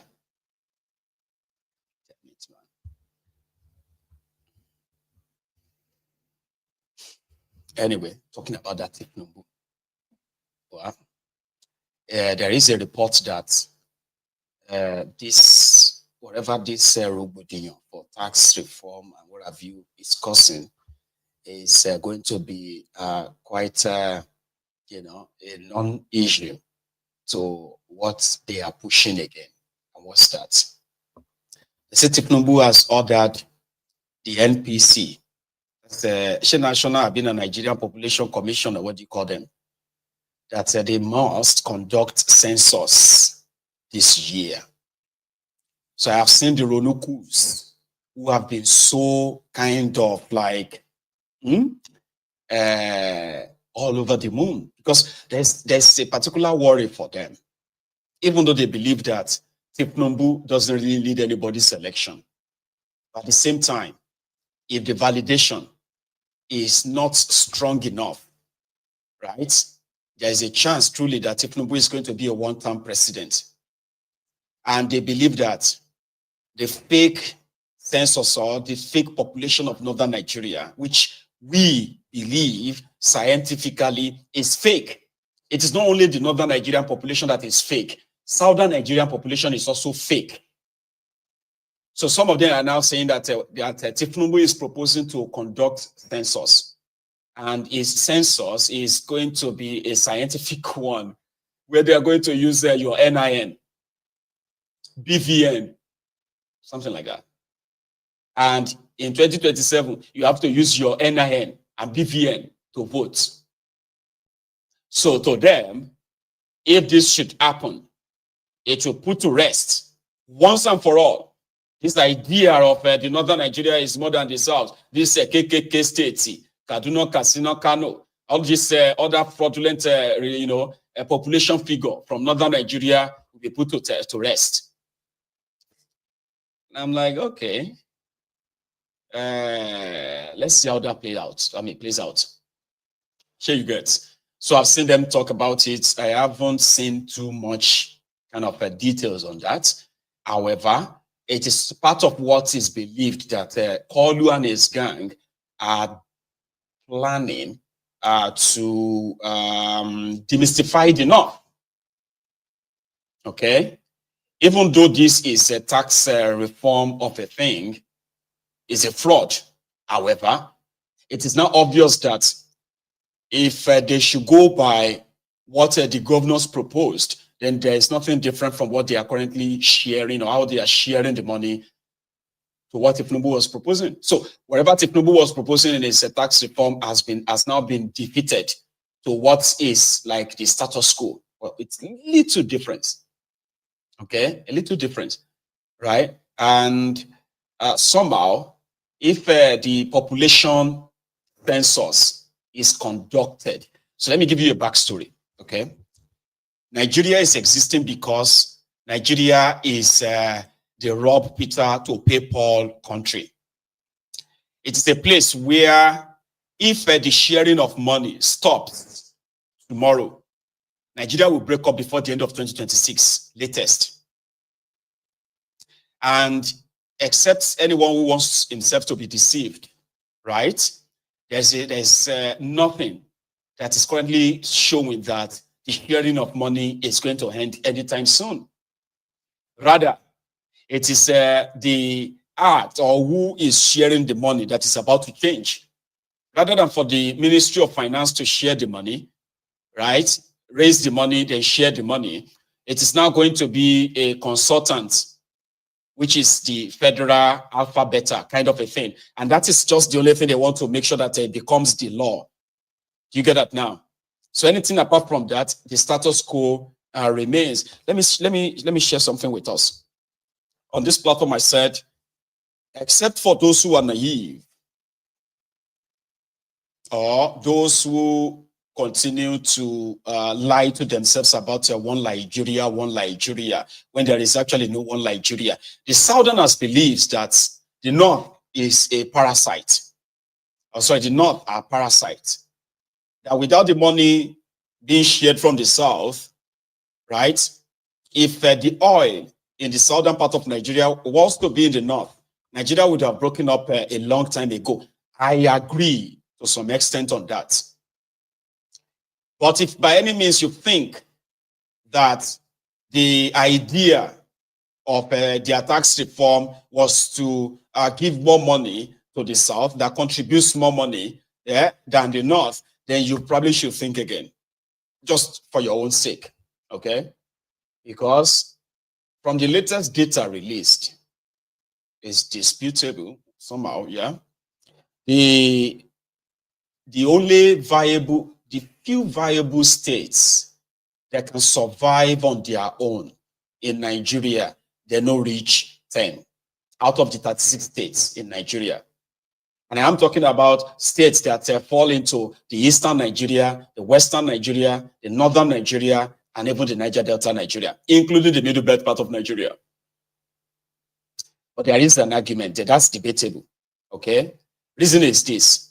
If there's going to be any proper restructuring for real, it simply means that let the people use their own resources for their own prosperity. Not anyone or federal government anywhere collecting the taxes for them. No. By that, then there is likely no poor state in Nigeria. I'm just saying. But in a situation whereby you do not have control over your resources, so you're already poor, and there are so many poor states in Nigeria, many, many poor states that cannot survive except this sharing of money. In Yoruba land, for example, we probably just have about 2 or 3 states that can survive. And what are those states? Lagos State, Ogun State, and Oyo State. The rest of the states in Yoruba land, right? They are as wretched as Zamfara, including Ondo State. Ondo State, that is an oil-producing state, is as wretched as Zamfara due to this poor mismanagement and corruption, right? Then the saddest one of them, the saddest among them is Bayelsa. Bayelsa happened to be the 3rd state that is giving Nigeria more forex, but it is just next to Zamfara. So there is a data on this VAT money sharing. Listen to this one. What is each state putting in annually, and what are they taking out? Lagos State contributes 22.75 trillion naira in VAT to the cover of government of Nigeria a year, 2.7 trillion. Rivers State, and then how much is Lagos collecting? 460 billion naira. So 2.3 trillion is now broken into 36 to be shared by others. See, Rivers State is next. Rivers State alone contributes 832.69 billion naira in VAT. Guess how much they took from that same VAT in a year? 186.6 billion. The rest, they added to Lagos money to share to the rest of the country. Next is Oyo State.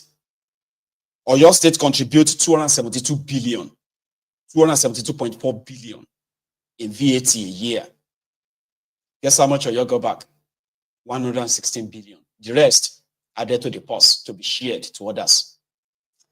Kano State contributed 77.7 billion a year, and Kano took 117 billion.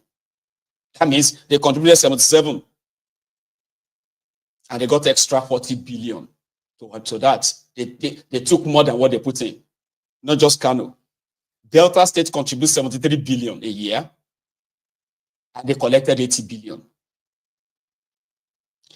Bayelsa contributed 64 billion, collected 63 billion. That one didn't even take up to what they put in.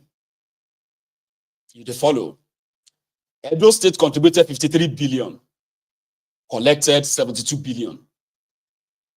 Anambra contributed 47 billion, 47.5 billion, and they collected 78 billion. Akwa Ibom contributed 46 billion, 46.9 billion, rather, or 47 billion, and they collected 76 billion. Adamawa contributed 42 billion naira, took 70 billion. Borno contributed 35.2 billion, and they collected 76 billion. Niger contributed 34 billion, 34.8, and they took 74.7 billion. Taraba contributed 32.3 billion, and they took 63 billion. Kwara contributed 31.5 billion, and they took 63.6 billion. Kaduna contributed 30.3 billion, and they took 88 billion. Now, population, they take share more, so that you can understand what this is and other factors too.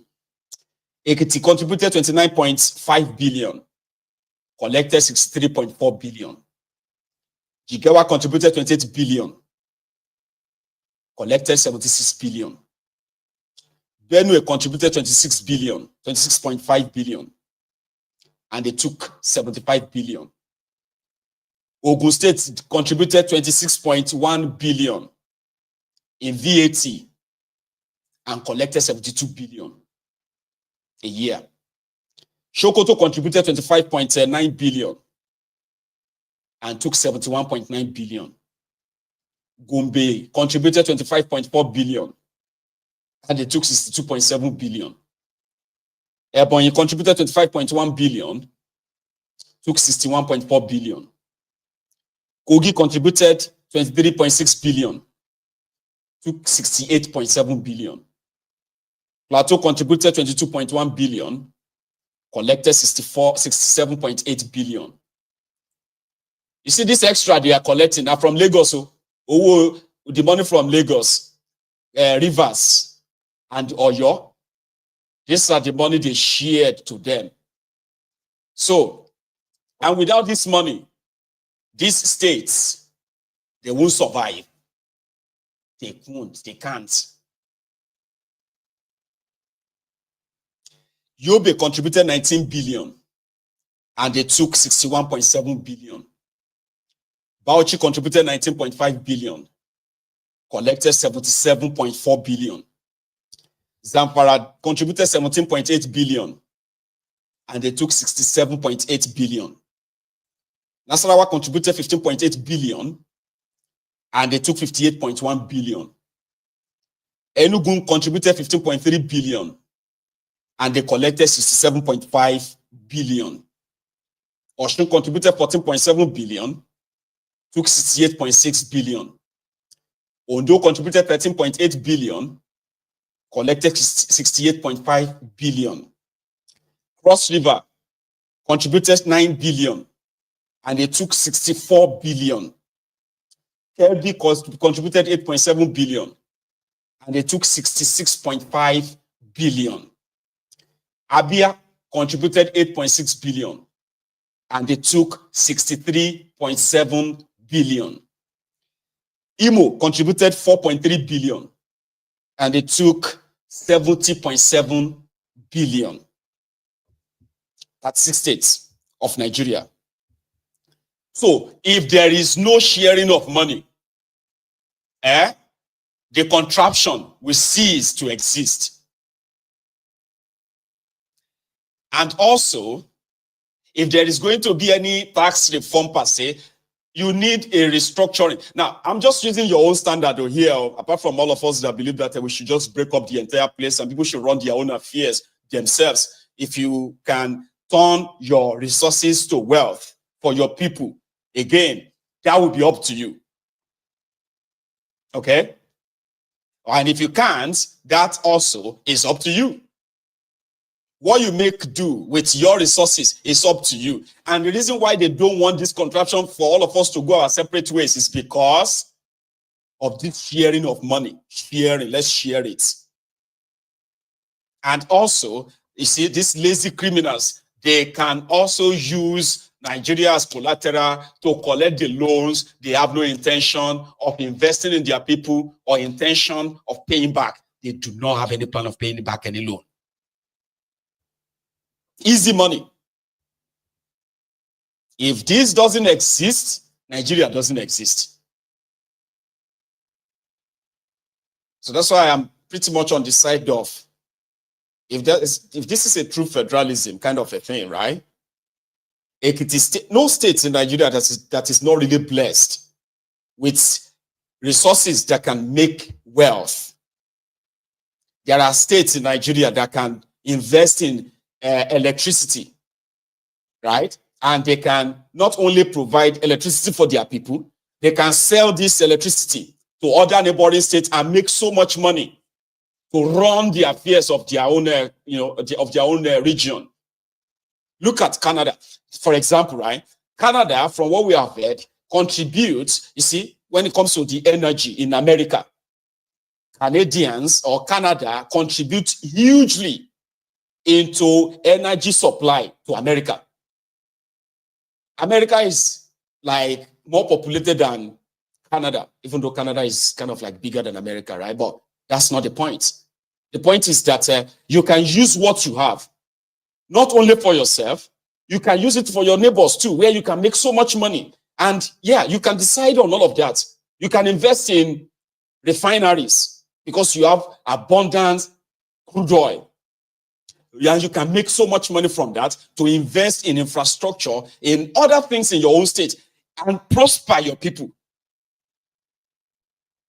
But that's not what Nigeria is about. Nigeria is about robbing Peter to pay Paul, kind of a thing. Easy money. 200 million people who have a budget of less than $25 billion. But in South Africa, education budget alone in South Africa is more than $60 billion. Education budget alone.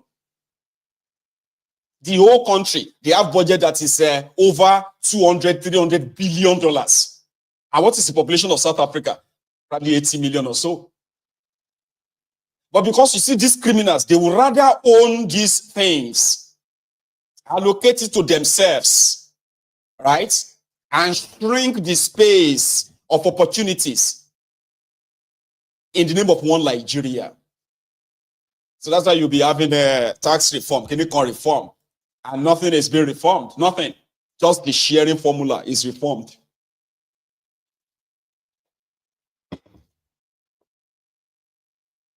So it's not going to be the northern Nigeria that is actually going to suffer. You understand?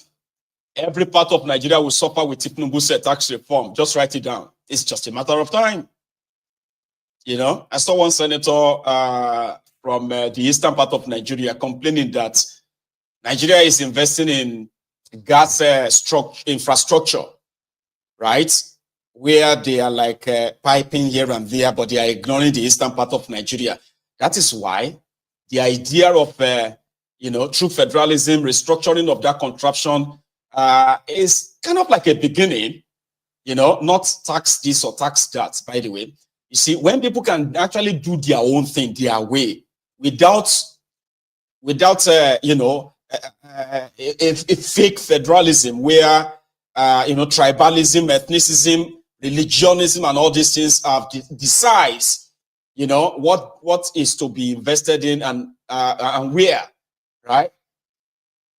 So listen to this. Honorable Minister Gas, my question is on policy on the Nigerian gas pipeline infrastructure. Recently, I saw somebody on television, Arise News, canvassing the issues as they affect the Southeast geopolitical zone on the construction of high-pressure gas pipelines. It was revealed the Southeast has no program for high-pressure gas pipeline infrastructure going on now. Like you have the AKK, Abuja, Kaduna, Kano, and you have similar projects across the other geopolitical zones. There is no program to lay pipes, high-pressure gas pipelines in the Southeast to carry natural gas around that zone.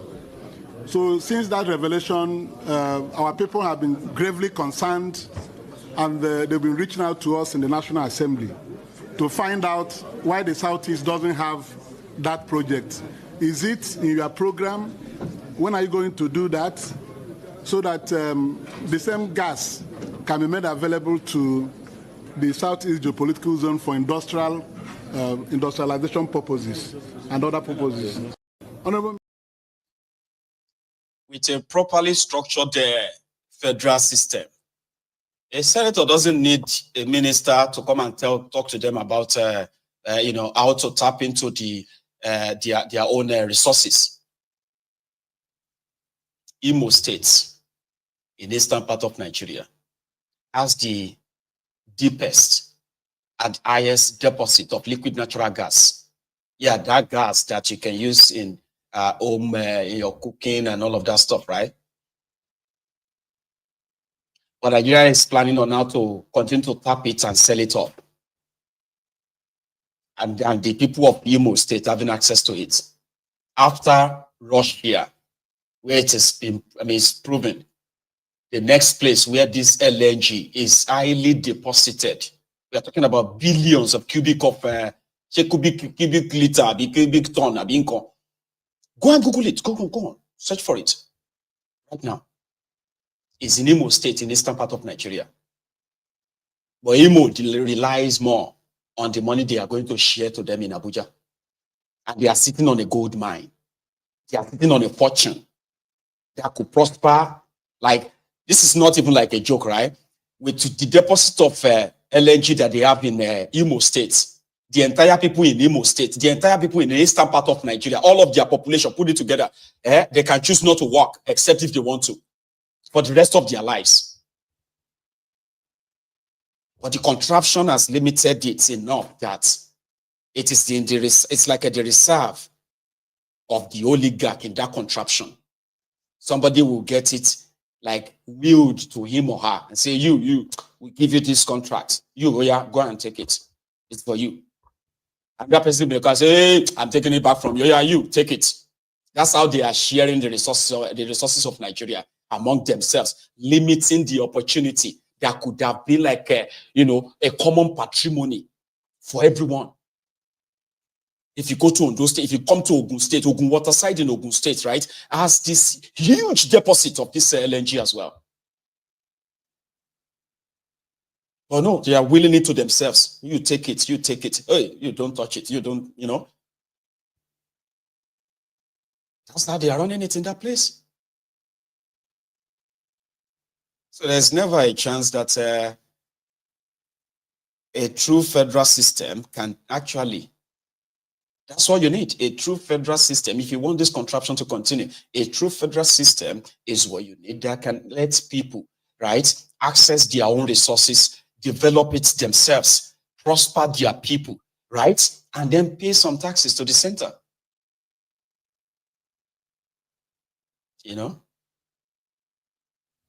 So that's not going to happen because Nigeria is not meant to work. And the moment, the earlier you remember that, the earlier you know this, the better for you. It is not meant to work. Not where you have clowns like this, forming different organizations, speaking on behalf of the rogues, the contraption, people like this one. The Socialist Liberation Movement, after extensive scrutiny of some of the policies introduced by the present administration, has observed that President Bola Tinubu has taken steps to restore confidence in the country or in the economy by reducing inflation, stabilizing the foreign exchange market, and improving fiscal management. He has also invested in infrastructure development, such as roads, railways, and energy projects to support economic growth. President Bola Tinubu's administration is prioritizing the digital economy, driving innovation and financial inclusion through initiatives like the Digital Nigeria program. This flagship program aims to enhance digital literacy, employability, and economic growth, while boosting GDP, entrepreneurship, and job creation. By investing in digital technology and empowering small businesses and creating opportunities across sectors. The Bola Ahmed Tinubu administration's economic policies have demonstrated a commitment to restoring confidence in Nigeria's economy, marked by bold steps to reform the macroeconomic environment, focusing on reducing inflation, stabilizing the foreign exchange market, and improving fiscal management. The removal of fuel subsidies, although painful in the short term, aims to free up budgetary resources for critical investments in infrastructure and social services, while investments in roads, railways, and energy projects through public-private partnerships seek to reduce transportation costs and improve market access. Furthermore, the administration of prioritizing the digital economy, expanding broadband penetration, and encouraging tech startups through initiatives like the Digital Nigeria program, which aims to promote digital literacy, enhance digital infrastructure, and drive innovation, ultimately creating jobs, increasing productivity, and enhancing financial. It is smoke Igbo. It is take India. It is smoke Igbo. That's what they do in Nigeria. Everybody just go form this movement, that movement, right? All just to become the spokesperson for whoever is in government. Because all it takes is just call them, give them envelope, 5 million naira, 10 million naira. They will call press conference and they begin to yarn nonsense, dust. You know how many of them we had there during Boko Haram's time? Different, man, you go see this one. Then be out, especially from this northern Nigeria. It was so funny, right? That you will see this person who is leading this, you know, you will see a press conference now. They say, Northern Youth for Socialist and Federalism. You will see this guy there. Then you see another presser again. They will say, Democracy, Liberty, Federalism of Nigeria. The same guy and the same set of people. Then you see another presser. They will be like the Northeast and Southwest Coalition for Democratic Survival Association. They are giving presser. Another one, you know, South for Buhari or Shibajo Coalition. Like they are all there, and these are just, you know, I think they are called pen pushers. No, they are not pen pushers. These are a bunch of you know, CSOs for hire. Immediately Bokwari finished, they all disappeared. There, notice. Like, did you notice that most of those funny groups, that if something happened now, they will quickly form a group and do a press conference. They, you know, they all disappeared after Bokwari, all of them. Now you have new sets for Tinubu. If you say something now, they say, we are using this opportunity we are using this medium to warn Peter Obi from trying to cause problem in this Nigeria because the president is doing everything to. We are using this. We give Peter Obi 10 days to apologize. Oh, we give Mayegun 5 days to apologize to Mr. President. They are just CSO for hire.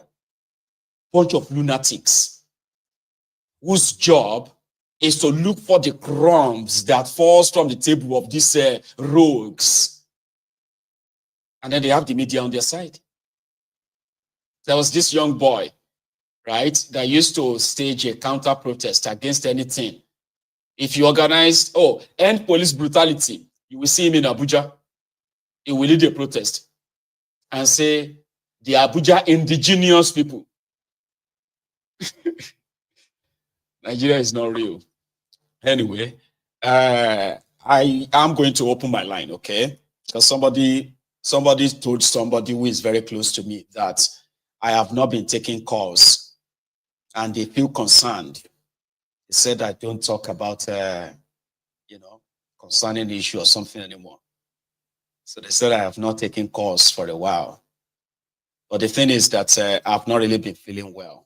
And I think some of you probably should know that. I've not been feeling well. I'm just like trying to recover now. You know, I've been under the weather for a while. So it's just, you know, it's just so much I could actually take in.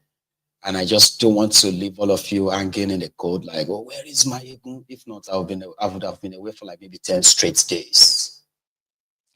Well, I'll take calls this evening. Let's hope the line is clear enough to take our call. So you can phone in and add your own contribution if you want to. All right. I am going to take a short break. Usually, you know, when we take calls, we give the credit to the entity that sponsors that, and that's Ya Rasulullah's Digital. So if you are interested in learning any new idea, you want to make yourself learn new skills, right? Own your own business. This is a platform that can train you that. Okay, all it takes is that you would subscribe with $149, and they will provide you all the necessary materials, right? And yeah, you can learn one or two. In fact, you learn more than one or two things, okay, of how to own your business, run your business, and maybe prosper from it as well. And whatever, if you feel like it's not for you, I always love to add that, you know, that proviso, okay? It's like caveat to say, if you feel like this is not for you, just make sure that you cancel it within the first month so that you can get your penny or your money back, everything. So if you use the camera on your phone to scan this screen, what you have on your screen, this QPR, is it called QPR? Anyway, scan it. There's going to be a link that will appear on your phone. Open it, read more. And if you want to go further, right, subscribe. And somebody will be assigned to you who is going to be your own trainer. So I am going to be back in a minute or two. Let's see if the line will allow us. And if it does, yes, we can talk. And if it doesn't, when I come back, I'll just wrap it up. So I'll be back in a minute.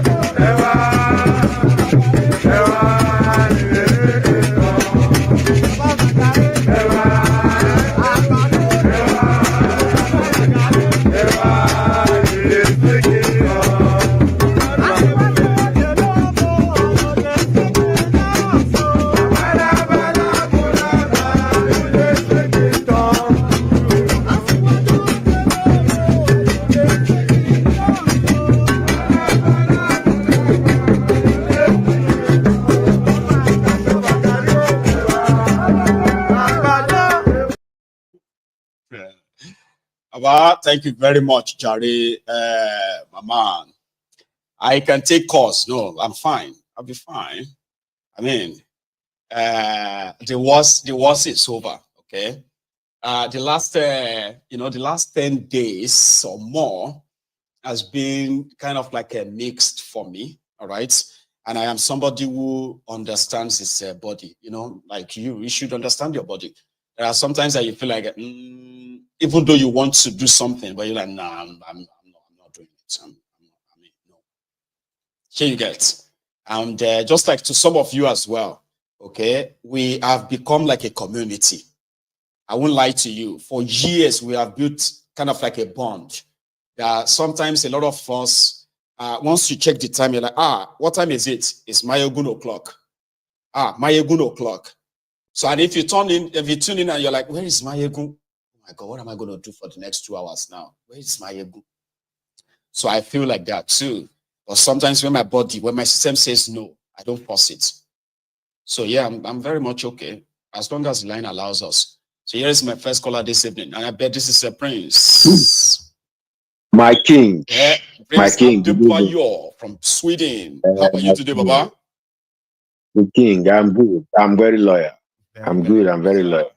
Good to hear from you. Yes. Thank you. For a while now, I've seen that you've not been doing the phone in, and I was feeling like, I can't really force it sometimes. Yes.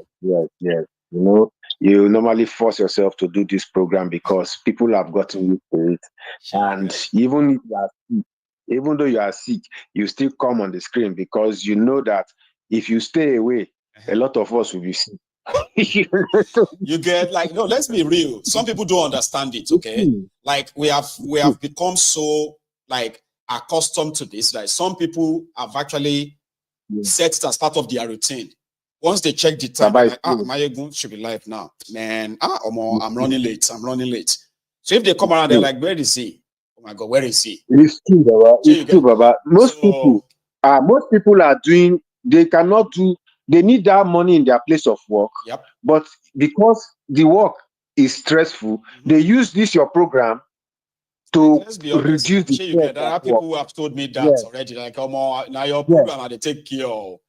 Like if I check the time and you are not on, I'm like, man, what am I going to do this? Baba, you know now you are in Scotland. You know what depression is. You get if we don't use this program, a lot of people will be going to doctor instead. So it's better. But some people don't understand that, and I don't blame them.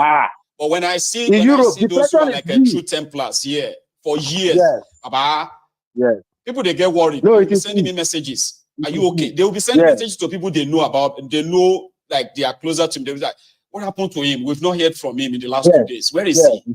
You know? It's true. So it's because a lot of people believe that they want that update. Now.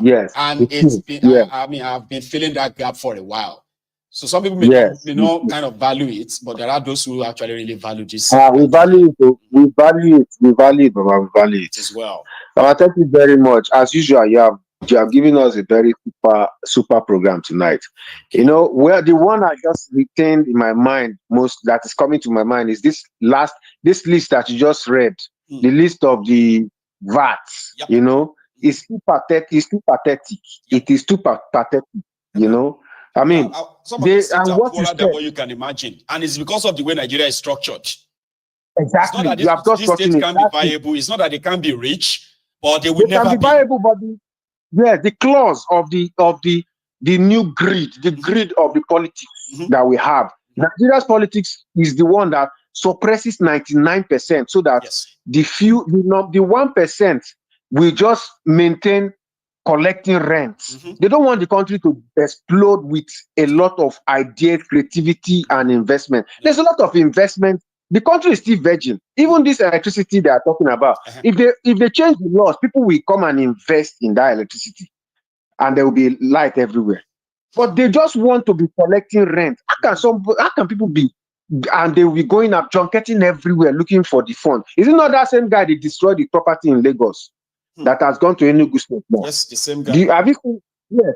They gave him like how many hectares? Like 10 times bigger than that space. How can you destroy something that's paying tax? And you be going abroad to go and look for?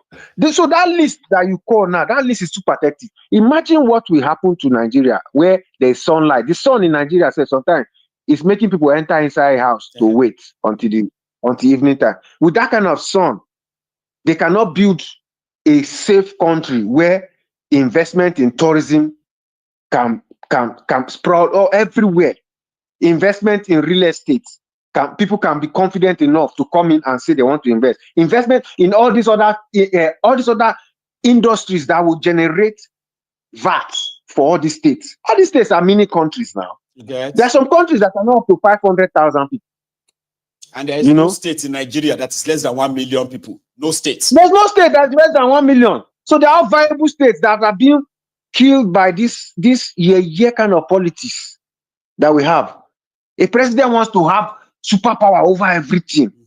Have you observed? The more one party remain in power, the more we have more thieves. Because when somebody is used to governorship, after 8 years, any position you put him, he must steal money like that governorship money. That's right. E.g., look at that Senate president. He stole from the state. Yes, after 8 years, he didn't know where to do again. They sent him to NDDC. He stole NDDC drive. In trillions. Until they had to find. Yes. And that is what is happening after 8 years when all these governors are out. If they still remain in power, they will still be appointing them. That's how the country will just be dying and dying and dying, because the kind of money they have seen, they cannot steal less than.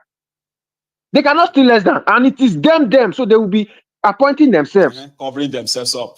Now they have appointed Babariga Mobile Banking CEO as the fan board member now. I mean, board chairman. How do you want that place to improve? That place will die a natural death because he is used to the kind of money he's used to. That parasite cannot survive. No. They cannot survive him. He's a python. They need to bring fresh people who have hunger to show what they can do. Like that time they just made Soludo governor of Central Bank. See the things he did. But the same Soludo now is a governor of a state. The state is see what he's doing. Baba, it's a pity. We just come from the wrong country, honestly. We don't get choice, because I wish we had a chance of choosing where to be born. Okay, I'm telling you. I was like, there was a time I was doing a program on this, a program here, right? And I just got to a point. I don't know if you remember that day. I got to a point. I was like, "Wait till be my sin, God. I must have been a very bad person in my exactly. After here, can we go to hell again? Can Nigerian person go to hell? That would be double jeopardy now. People are already in hell. That's why I say that if we get to the gate of heaven, and they can't tell us, say, you, my son, go to hell. I say, Abba, check again. Now they Baba, check again. Check again, like they don't rig it. They don't rig it. Check again, sir. Or else they would have to go and call Papa God from inside and say, some people they fight for ghetto. I say, would they be? They be from Nigeria? That they are not going to hell because they are already coming from there. From there. It's unfair. I tell you. It's unfair. Anyway, it's unfair. Prince, thank you so much. Okay. Baba, get well. We need you. I beg. I'll be fine. I'll be fine. Thank you so much. Okay. You have a very wonderful evening. Nice one. Because it's true. Because with what people have been subjected to, with what we have been subjected to, if all of us are being sincere, all right, you will realize that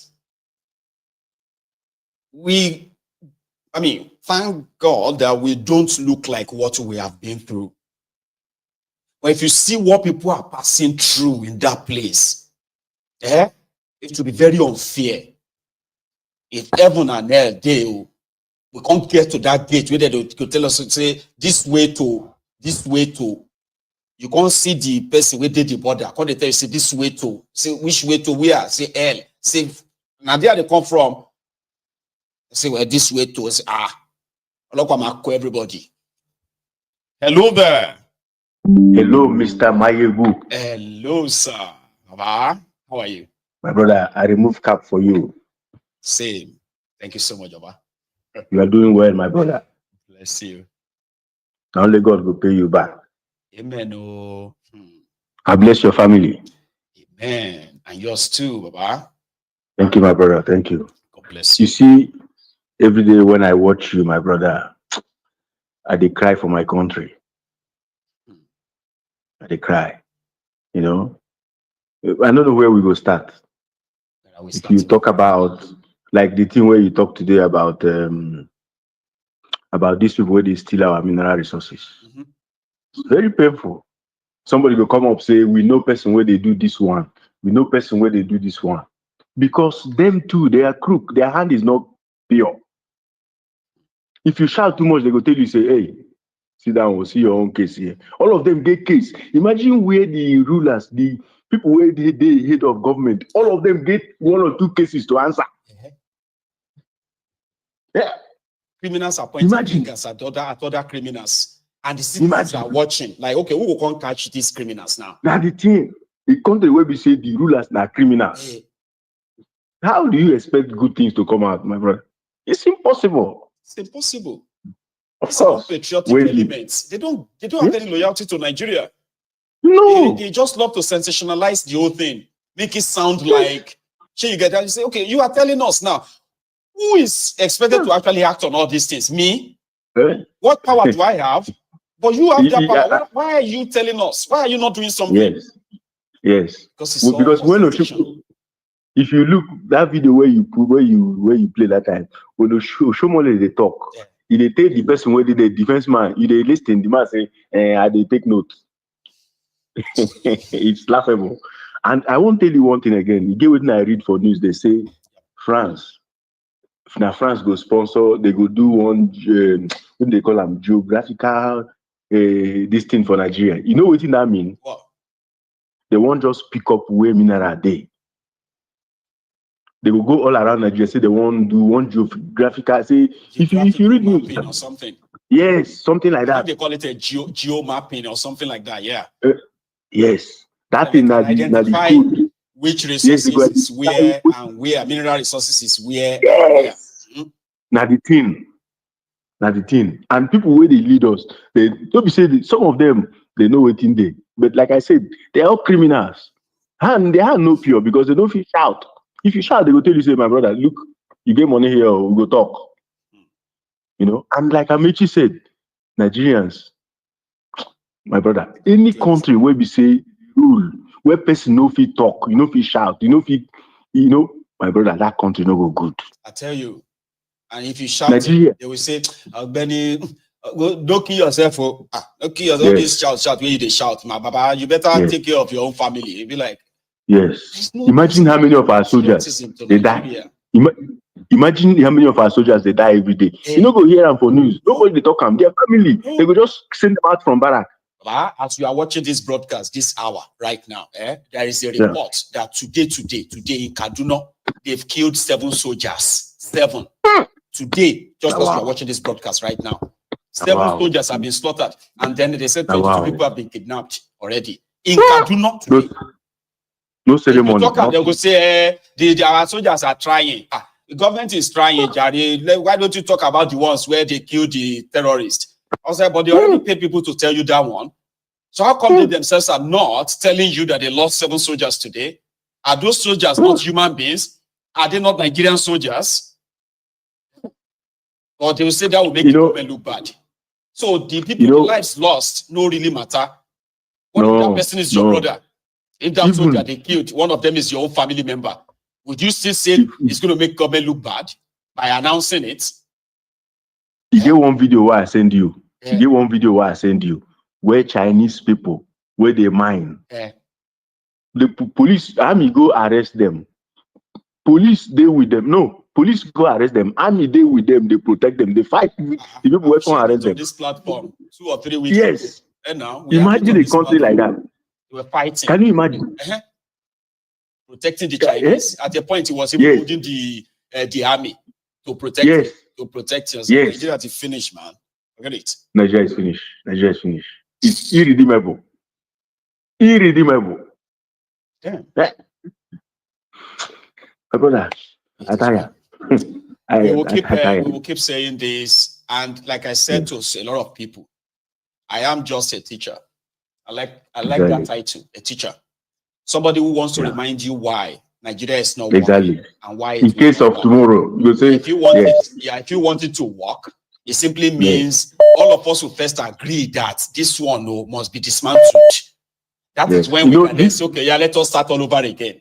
But if you are thinking that advising those who are in charge right now is the solution, then maybe a lot of our people are dumber than what we can imagine, because those in charge of Nigeria today, they know what they are doing. They know all these things going on. They do. Of course, they know. So if anybody is expecting that I should come here to advise them, about you the wine, all of them know what they are doing. That's why you have to clear them out. All of them. And then you start all over again. Sometimes when I remember Sowore, nobody say Sowore. I don't want to talk about him in a negative way, but if I look his story very well, you know, say the guy himself, he gave, today that clean. I tell you, if you be somebody where they watch out for something, things where they happen for Nigeria, the way Buhari they come up, all these things where they happen. Sowore no, because when P2B came out, me, I don't believe in P2B. I support P2B. I know say somehow maybe, but nobody say I believe saying that P2B go make Nigeria work again. No, but why I support P2B? Because P2B could be much more easier for youth to take over from P2B than these people. You understand where they go? I deal with you. Because P2B no go send army to go do all these things where these criminal, what these people they do. P2B is more westernized. He will rule more westernized government where we say if people protest, he will come out talk to them. Yeah. So if something they happen, like he's related, not these guys who feel so. No, but these guys no send you. Yes. So that's why if really say Sowore, really the thing where they preach say they align with them. He gave some comments where he make before this Miloko take power where I know say that guy no pure. Because if you be somebody where they into politics, you go see say this guy, if you take over, we fit this kind of somebody where we fit the way they approachable. The only thing where me I just see a name, nobody say I see any other thing. The only thing I see a name that is a Peter Obi is that number one, right? is not wasteful. And there is a chance that, you see, the Nigeria needs something called the blocking of the hemorrhage. Nigeria is bleeding. Yes. Okay. Yes. It's Like bleeding. all these private jets, where did they So buy? if you can stop all of that, yes, to some extent, so because you can't really stop it, but you reduce it to some extent, right? There is a chance, a fighting chance, right, that they can actually begin to correct some errors. Not with these guys. Yes. And secondly, secondly, if P2B, because now really, waiting Nigeria they lack, we say they never elect somebody where we say they like.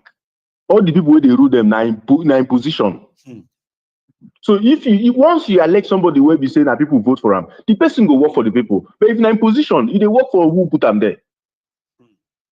So that's the difference. Any day when Nigeria elect publicly, when Nigerians vote for somebody where we say that their own person, the person take over, that there will be like something positive. A little bit of empathy for them. Yes. Well, yes. Those are the codes. Thank you so much, Baba. Let me take another one. Yeah. Okay. All right, my brother. Stay safe. All right. So we never know anymore. That's what I tell people. Because now it is like talking about Abiola. There are those who strongly believe that if Abiola had been the president of Nigeria, that Nigeria would probably have been a little bit better. But we will never know.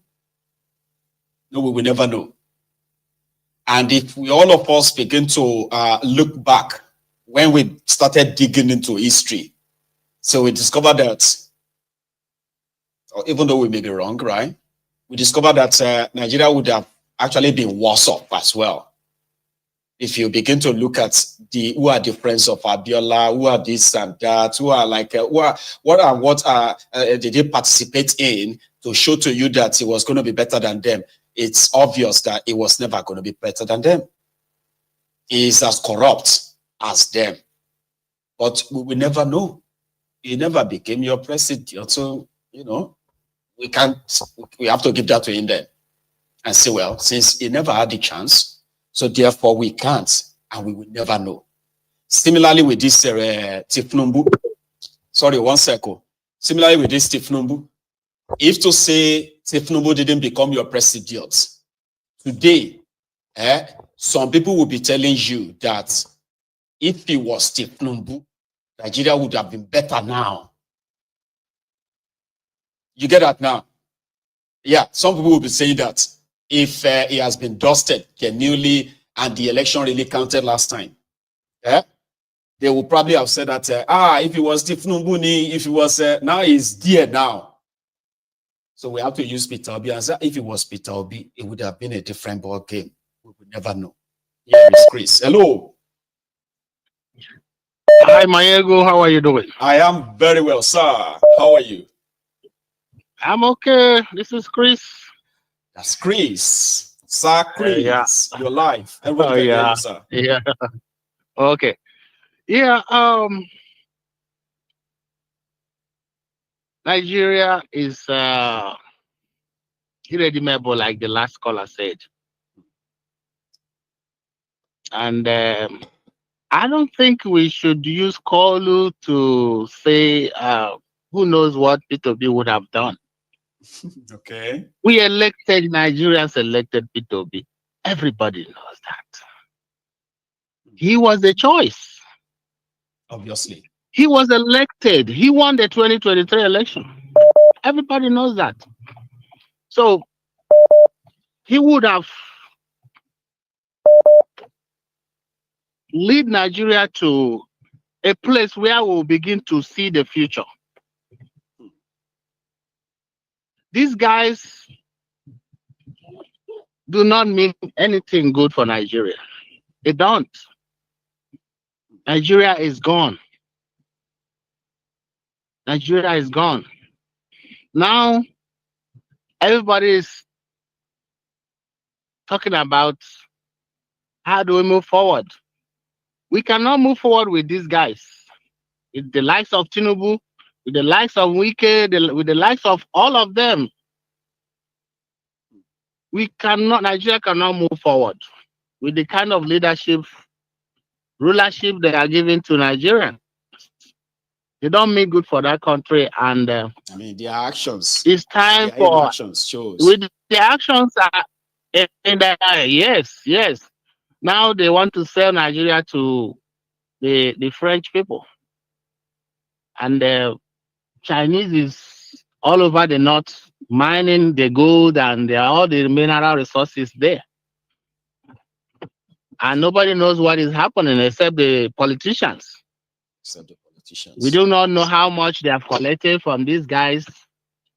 They've sold Nigeria for whatever amount we don't know. They are the only people that is benefiting. And there's no hope for anybody except them and their children. They don't even believe in that country. They make the money, they take the money out of Nigeria. Keep the money somewhere for their children and their generation yet to,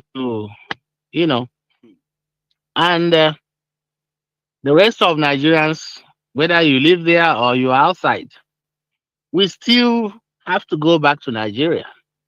And what is the hope of going back? What is the hope of going back? We still have relatives. Even when you say you're not going back, they'll be calling you. We need this, we need that. Malaria is killing people. People are dying for, because of $500 naira medicine. Food, there's no food. There's no security. They kidnap people, collect ransom with bank account and phone number that is verifiable, but nobody is doing anything about it. A lot of people went back home and they didn't come back to their base. They were kidnapped and killed. And these guys are moving around with convoy. Yeah. Moving around with, in my own place, in the east, let me give you, in the east, you see people moving with like 20 police, well-armed police people and the army. These people are not politicians, so like private billionaires, private individuals. Some of them move with 40 well-armed police. After buying themselves bulletproof cars, or exactly, one, they will still surround themselves with these people, yeah. Looking, and you ask yourself, security guards. Exactly. Well, if you look at them, you are very, very well intimidating. When you look at them, even you see them and you will know that there is danger if you just do any nonsense. And that's to them, that's the way they have solved the problem. The billionaires are grabbing their own, and the rest of us can go to places. Everybody, they think everybody's okay. So people are being kidnapped and killed in their villages. You go to villages, they kill people, slaughter people like chicken house, and nobody's doing anything. The governors are not doing anything. Nobody is there for the people. So Nigeria is irredeemable. For those of them who keep saying we pray for Nigeria and do that, wasting your time. What kind of prayer? There's no country in the world, the whole world, no country that you can tell me because they prayed, that's why they are where they are today. No, there's no country that prayers don't work because they are praying. No, prayers can never work in this situation. Will I pray to you tomorrow for God to give you a good leader? No, God will not vote for those people. No, God will not fight. Go and do your own. Leave God alone. God has blessed Nigeria with everything. Good weather, good people with, talents all over. But these guys are ruining Nigeria, and there's nothing God can do for us. The work is left for us to do. Every Nigerian should think about that. And with these kind of people, we will get nowhere. No. Thank you, Maego. God bless you, Chris. Yeah, you're right. I mean, Nigeria is a place where not only that people are at the mercy of the terroristic kidnappers, they are also being intimidated in their own homes. How many of you have seen this video? It's trending. Okay, we need to open that gate. We need to open that gate. I'm the old boy. Imagine police people, first mass, coming to my house to bust our door, saying we are fraudsters. We are protectors. Baba, we need to open gate too. We don't open gates. We don't open gates. We don't open gates. You are what? We don't open gates. We don't open gates.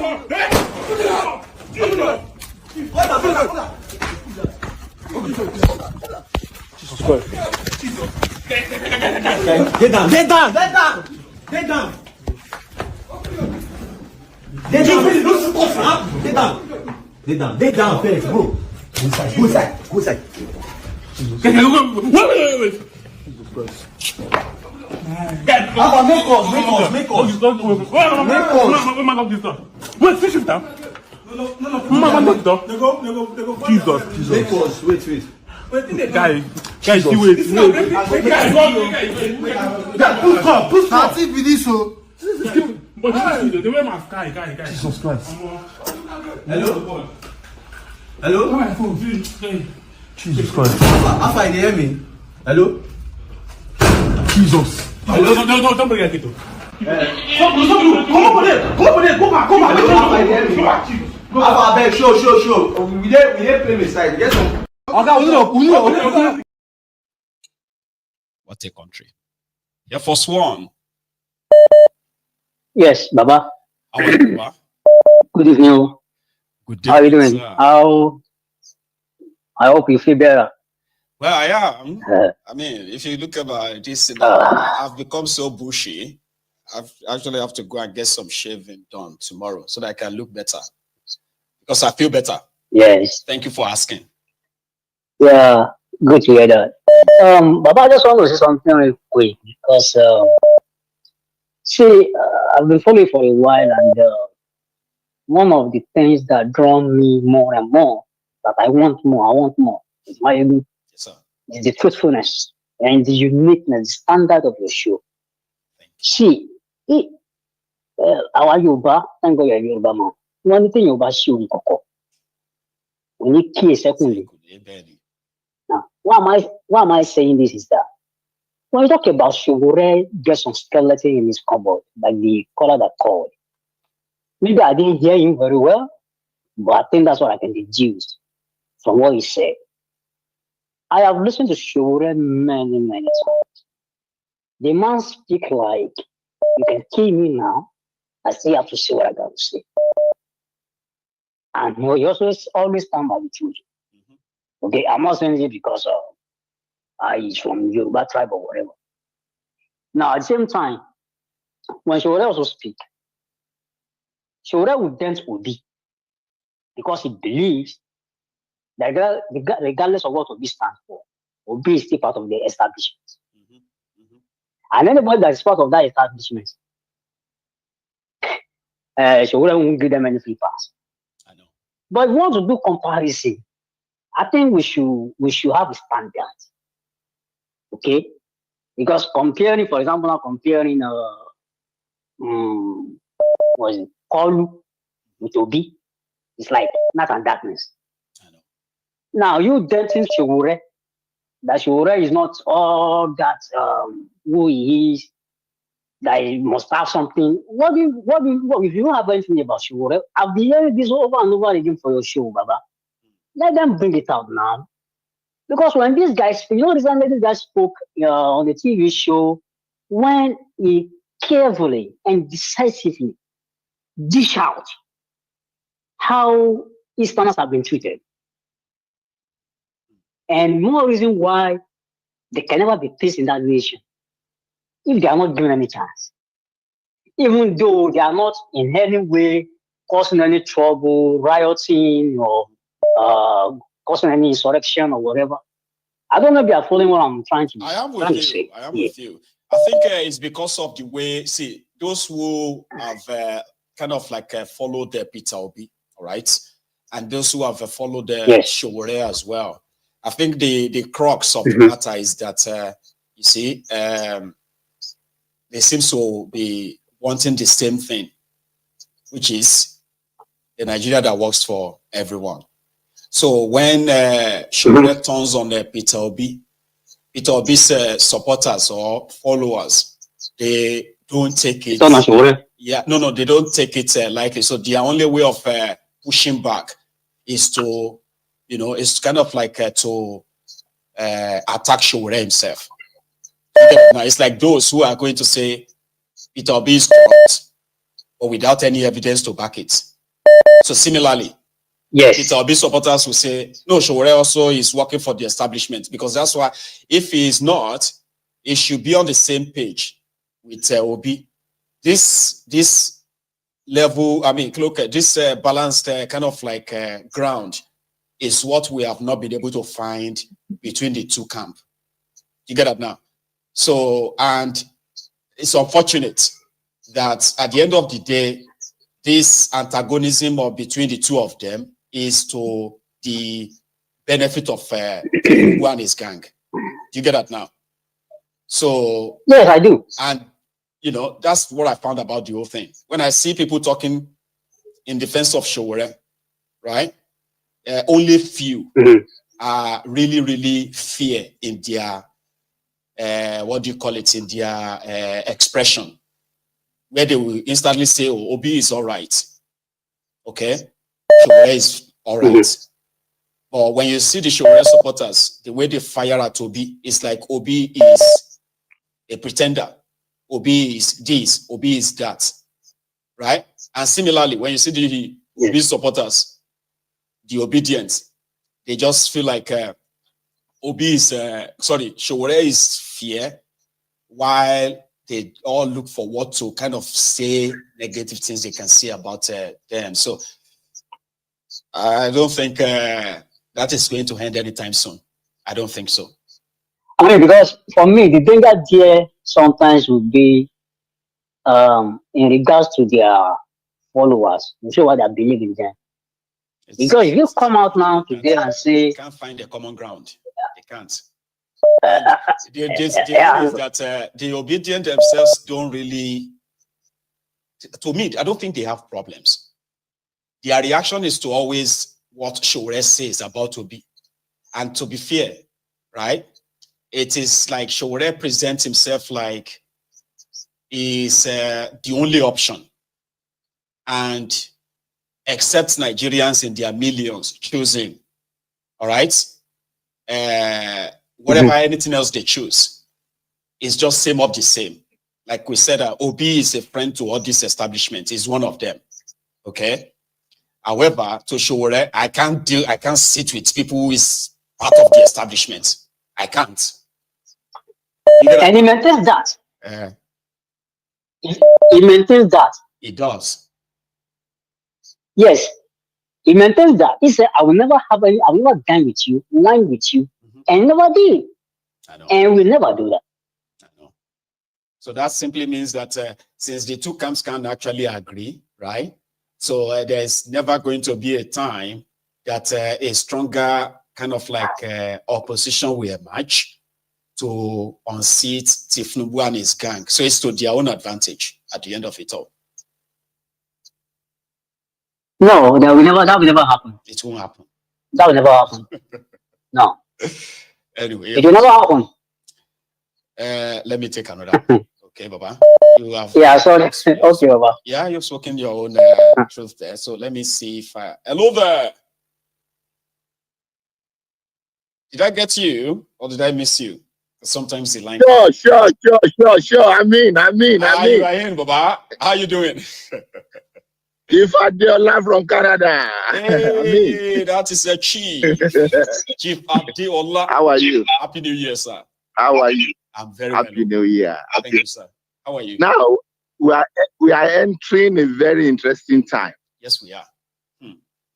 We are. Now remember the story of Agege Baba Kabiru? Yes, sir. This guy Obasa belonged to the same category of the bagmen, the inner caucus of the power that the court ones. That's right. You know, those ones who believe that you end their place. You can't treat us yes.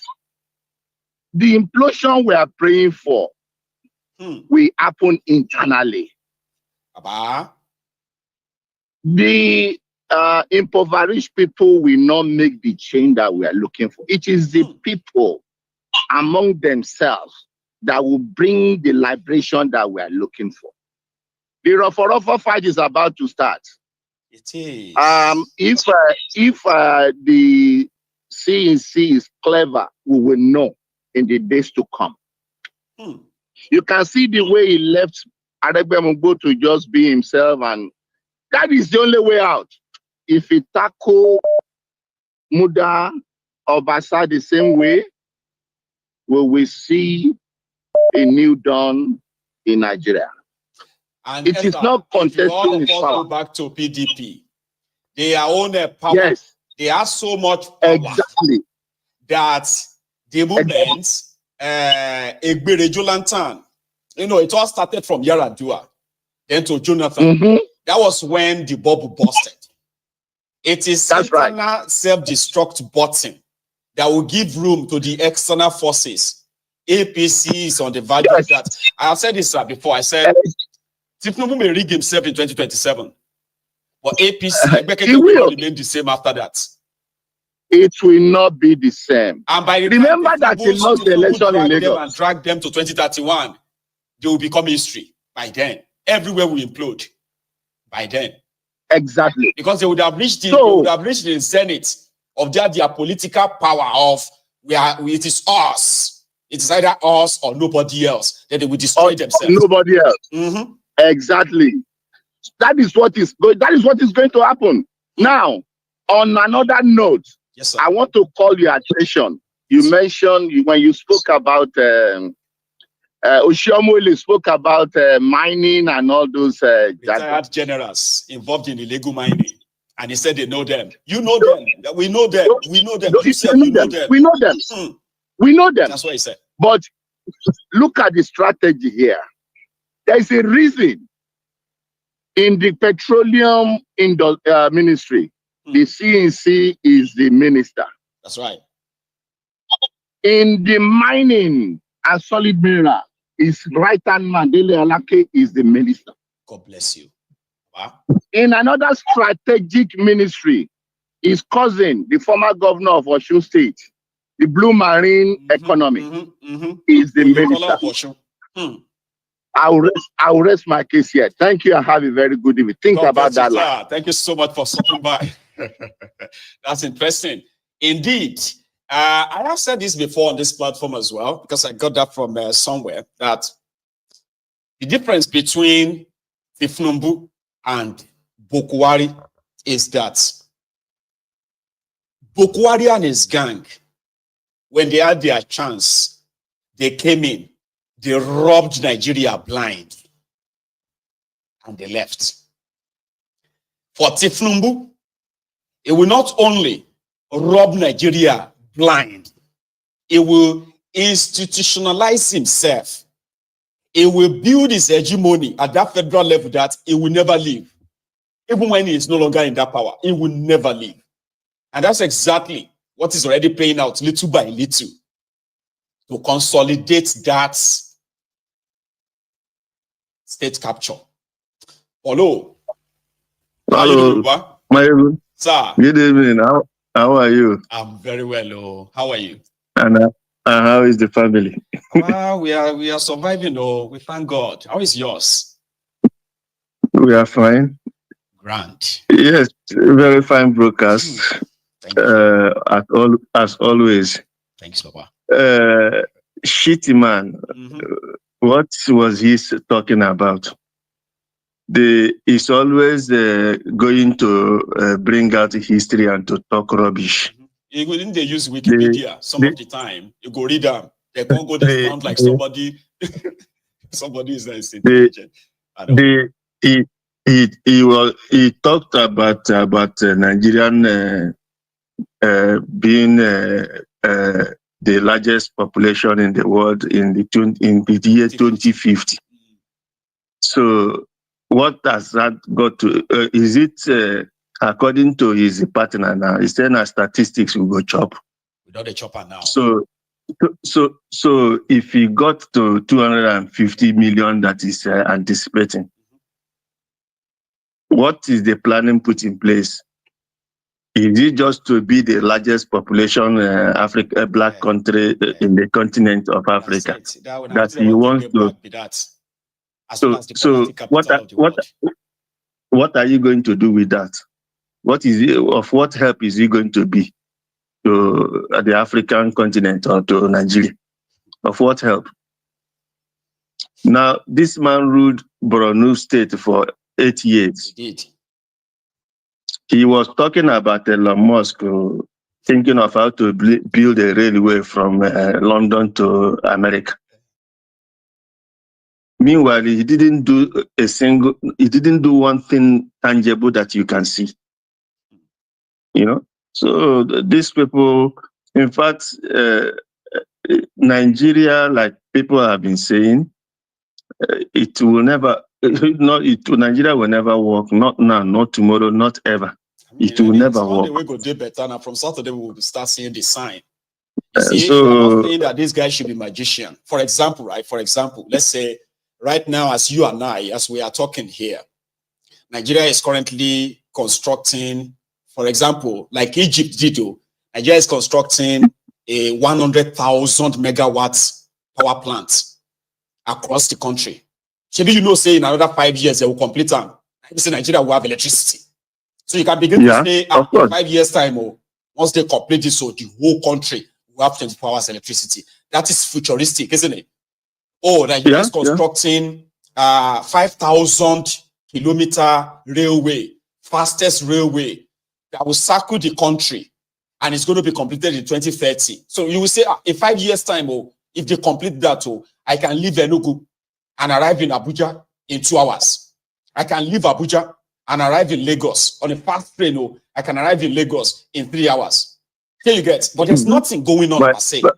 You can say, okay, Nigeria and call, they have renovated. I mean, they are currently working to make sure that not only that they are producing 2 million barrels, Nigeria is going to be refining another 1 million barrel of petroleum every year. I'm sorry, every day.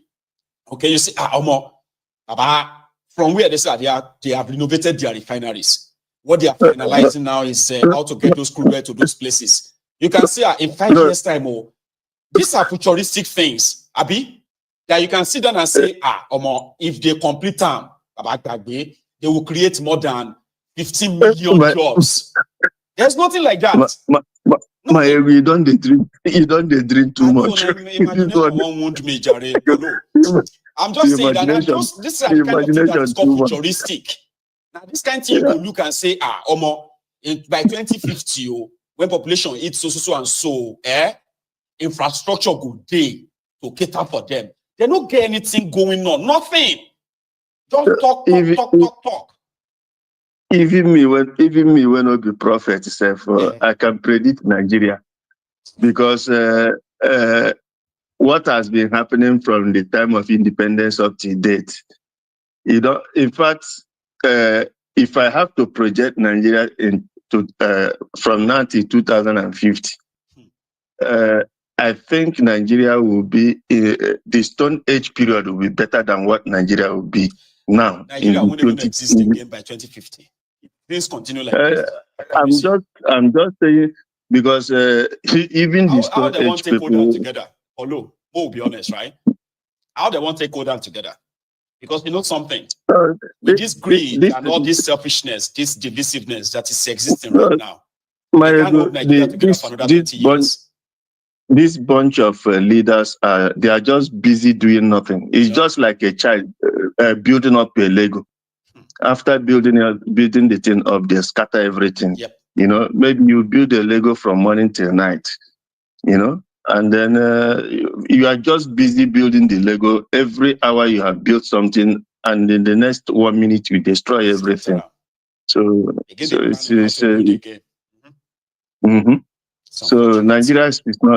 is just a total mess. It's not a country. So yeah. Even if Obi should be the president, it will not stay work because there are people already there to sabotage the system. You know, So they will push and stand for will push and stand for his Gary. So they will continue Even to if he sabotage try and do something for the first 4 years or even 8 years, no be another person. But will use Anambra as an example. Today, some idiot are saying, waiting do for Anambra. The guy, they are met. You remember that the government also and so many other government buildings were burned down before this guy became their governor. Like there was actually nothing called government in Anambra State per se when this guy came in. But guess what? When he was leaving, he was able to leave enough for his own successor to decide to blow the money on international airports. Today, he is working free. His own successor, Obaino, is standing trial for with the EFCC. So even if he becomes the president in that contraption, after last 8 years, after that, another person go come in, blew everything away, back to square one. No be so? Is there all the past leaders? They have each one that comes in. As bad as Obasanjo be, or no, as bad as Obasanjo be historically, Obasanjo built Niger Dock. Nigeria, they built their own ship. Nigeria, they built their own weapons, right? The same Obasanjo built infrastructures. We say immediately he left. What happened to all of them? When Obasanjo came back 30 years later, waiting commits nothing. Nothing. They always have an agenda to do this. Contraption. All of us find our level. That's it. You know.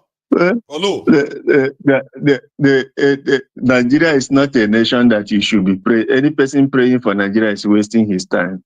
It's just nothing.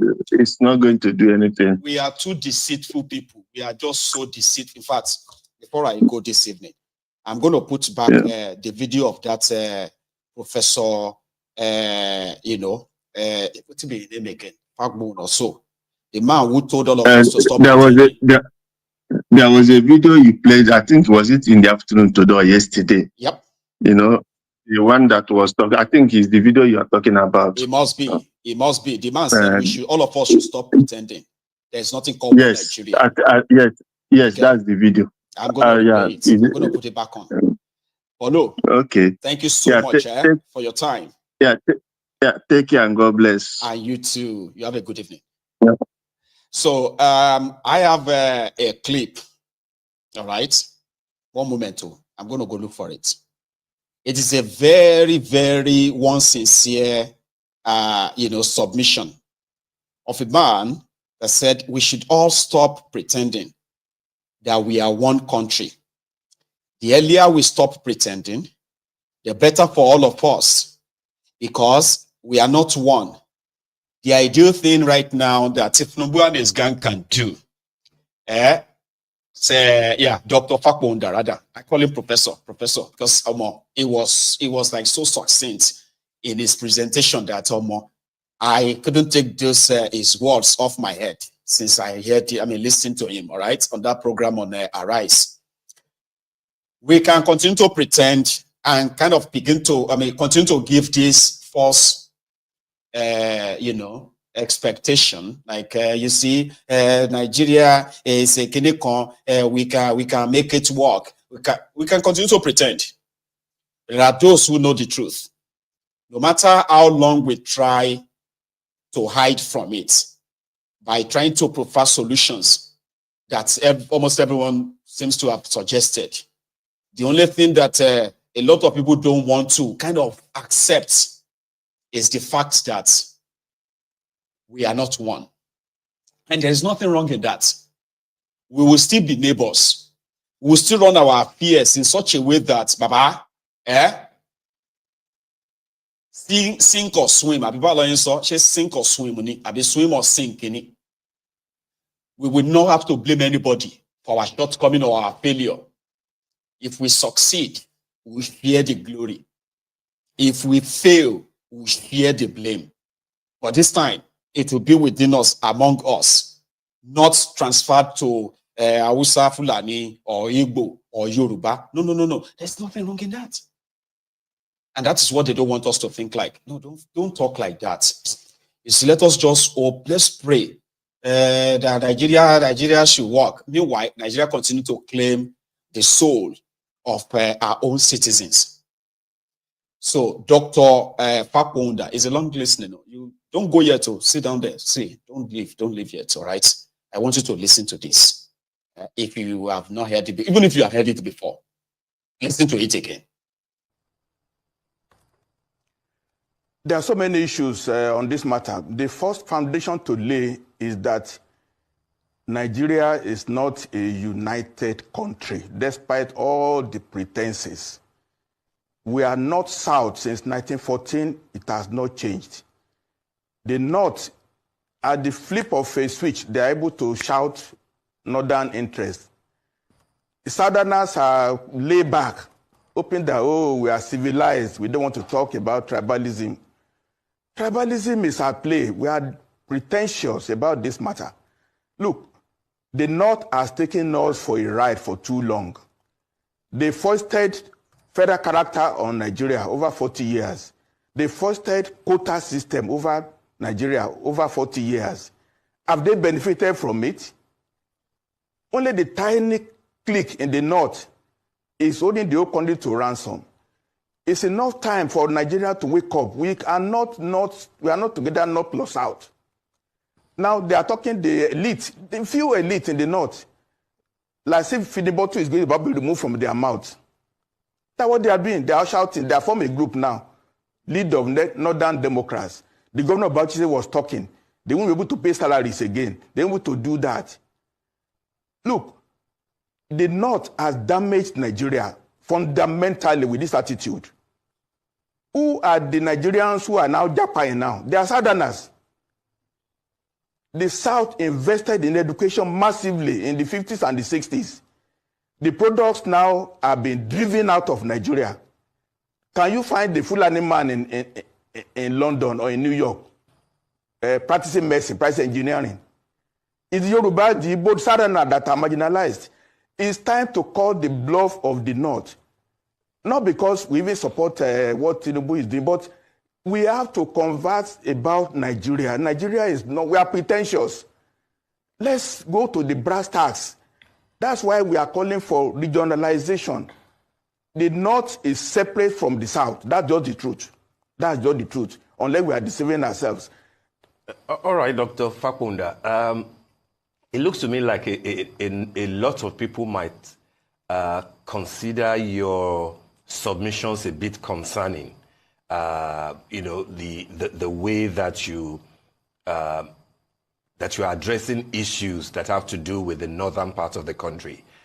When you say that we are different, does it appear to you that it might sound like you are trying to breed division? Does it appear to you like you are in a way sounding like Kemi Badenoch, the leader of the Conservative Party in the UK, who is of Nigerian parentage, and who says that, you know, have got nothing in common with the North, and that they were even enemies, you know, of where she comes from, which is of the Yoruba stock. You, of course, will have noticed the backlash that attracted, and people criticize that that's not the spirit that Nigeria is trying to work on. So when you base your argument of regionalization on the fact that we can be together, even though we can be good neighbors, don't you think, sir, that you might make things a bit difficult for somebody like President Asiwaju Bola Ahmed Tinubu, who is Yoruba and who has been accused anyway of trying to Yorubanize the entire machinery of government? And therefore, if you are proposing to him that he should do more of restructuring that regionalizes, wouldn't that appear as anti-North? Anti-North at a time that key Northern elements are saying that no, come 2027, it doesn't look like we'll support you. Aren't you making things a bit difficult for a Yoruba man like yourself, sir, who's the president? Thank you very much. It's a fact that we are divided. We pretend that is totally, I don't understand it. The North knows what they want, and the South are reluctant to say what they want. President Tinubu is better to put all the cards on the table, trying to pepper over it and say we are united. Of course, we are not united. We are not united. We are divided. That's just the truth. I've told you now that the North brought federal character. The South agreed to okay, fine, we are united. Where is the result of it? The North brought quota system. Southerners agree with it. It's in the Constitution. What is the result? If we now bring in tax to say, okay, get more VAT in the North at the expense of the South, so what will be the result? The division will continue until we remove the feeding bottle, let everybody just work according to his own dictates. The North sincerely believes in Sharia. We should not grow them for that purpose now. We should let them be. They want Sharia. In the South, there are Muslims. We don't want Sharia. Somebody brought us in Oyo to do Sharia in Oyo. Everybody put it down. The Muslims in the South don't want Sharia. So why are we pretending? In the Southeast, some few Muslims, but they don't want Sharia. Let's accept who we are. Let's accept reality so that we'll not stop talking and motion without movement. That's what it is. I'm not ashamed. Okay, look, if President Tinubu succeeds now, 2027, 2031, every Yoruba person in Abuja will be cleaned out of the system. Because Buhari started with Fulani. He is doing Yoruba now. Let the Igbos come. We cannot grow the Igbos if they put 99% in all positions too. Is that the way we are building the country? Let Yoruba man go and rule Yoruba land. Let the North agree on who will rule Northwest. Let the Kanuri rule Northeast. Let the Igbos rule the Southeast. Let the South agree. Then the temperature will come down. I will not want to be running federal election with 200 million naira form because I have to run from Sokoto to Ikotekpene. I will campaign as a premier of Western region where people know me and I know them. I know what they want. The Southwest want to bring all Yorubas who are Japan, bring them back to Nigeria. Nigeria is too hostile for the Yorubas now. Nigeria is a poisoned environment for Yoruba because we invested in education so much and we have lost all the human beings. They are developing other societies. The North will not care less. How many doctors do they have in United States? How many doctors do they have in Europe? These are facts I'm put on the table now. I don't need to sugarcoat anything at all. We are divided. Let's just accept it. It's no fight. It's no war.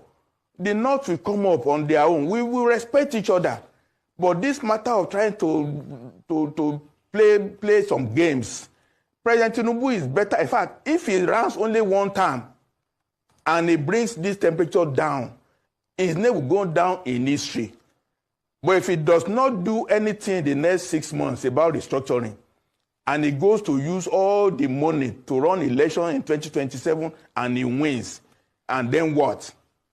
Yorubas will become endangered in the political system because once he leaves, then Nigeria is not safe for Yorubama again. Sorry, let the Igbos come. They have right to come too. Do I need to add anything? No, I don't have to. Right? Delta State is oil producing state in Nigeria. Look at how the community is rescuing a car that plunged into a river in 2025. Ogologoma, Abikiloruko community. I'm gonna look for the name. The name is called Agoloma community in Matane local government area. Oil producing state, oil producing community in 2025.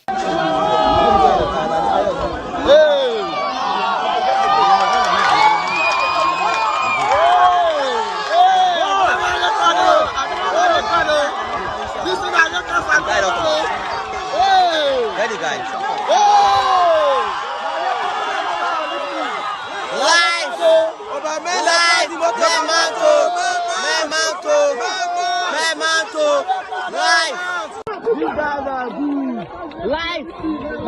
Demand. Life. Live.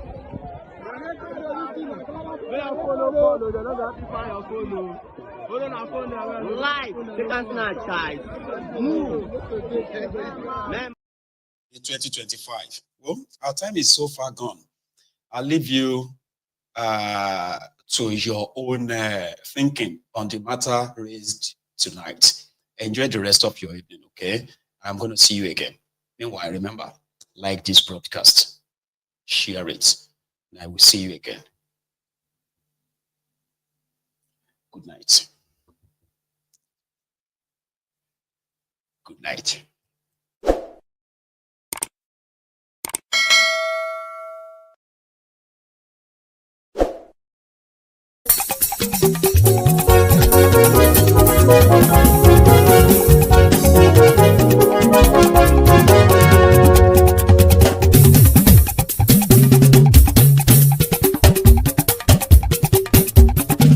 Mayegun làwa mọ̀ làmọ̀ tó dòdòdò. Mayegun dayari Nayibi number 1. Mayegun làwa mọ̀ làmọ̀ tó dòdòdò. Mayegun dayari Nayibi number 1. Mayegun ti dé o ọ̀rẹ́ ara ìlú. Mayegun dayari Nayibi number 1. Lórí Facebook lórí YouTube. Mayegun dayari Nayibi number 1. Gbogbo bó ṣe ń lọ ni Mayegun já wa sí. Mayegun dayari Nayibi number 1. Àṣírí ọ̀jẹ̀lú kì í bò níbẹ̀ o. Mayegun dayari Nayibi number 1. Bó bá ṣe eré àní Mayegun máa wí. Mayegun dayari Nayibi number 1. Ó sì tún ṣe eré wàá gbọ́ níbẹ̀ o. Mayegun dayari Nayibi number 1. Mayegun dayari politico. Mayegun dayari Nayibi number 1. Godfatherism kò sí lọ́rọ̀ Mayegun. Mayegun dayari Nayibi number 1. Ẹ farabalẹ̀ sẹ́ o kẹgọ́rọ̀ lẹ́nu o. Mayegun dayari Nayibi number 1. Àní Mayegun làwa mọ̀ tó dòdòdò. Mayegun dayari Nayibi number 1.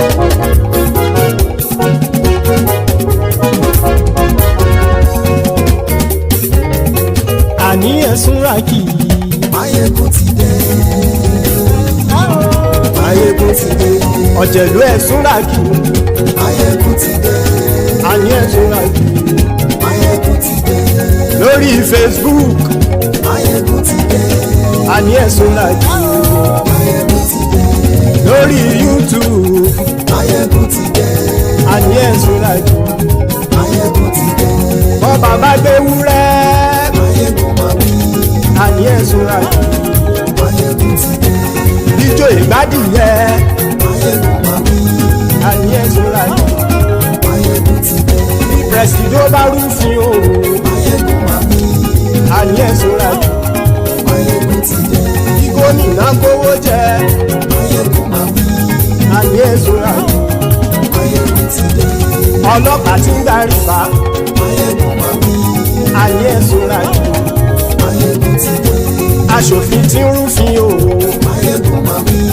Àní ẹ̀sùn ràkì. Mayegun ti dé. Òkúra olóṣèlú. Mayegun máa wí.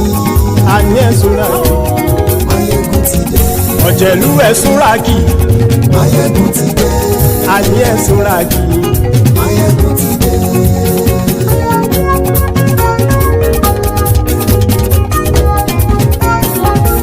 Mayegun ti dé. Gbogbo ọ̀jẹ̀lú ẹ̀sùn ràkì.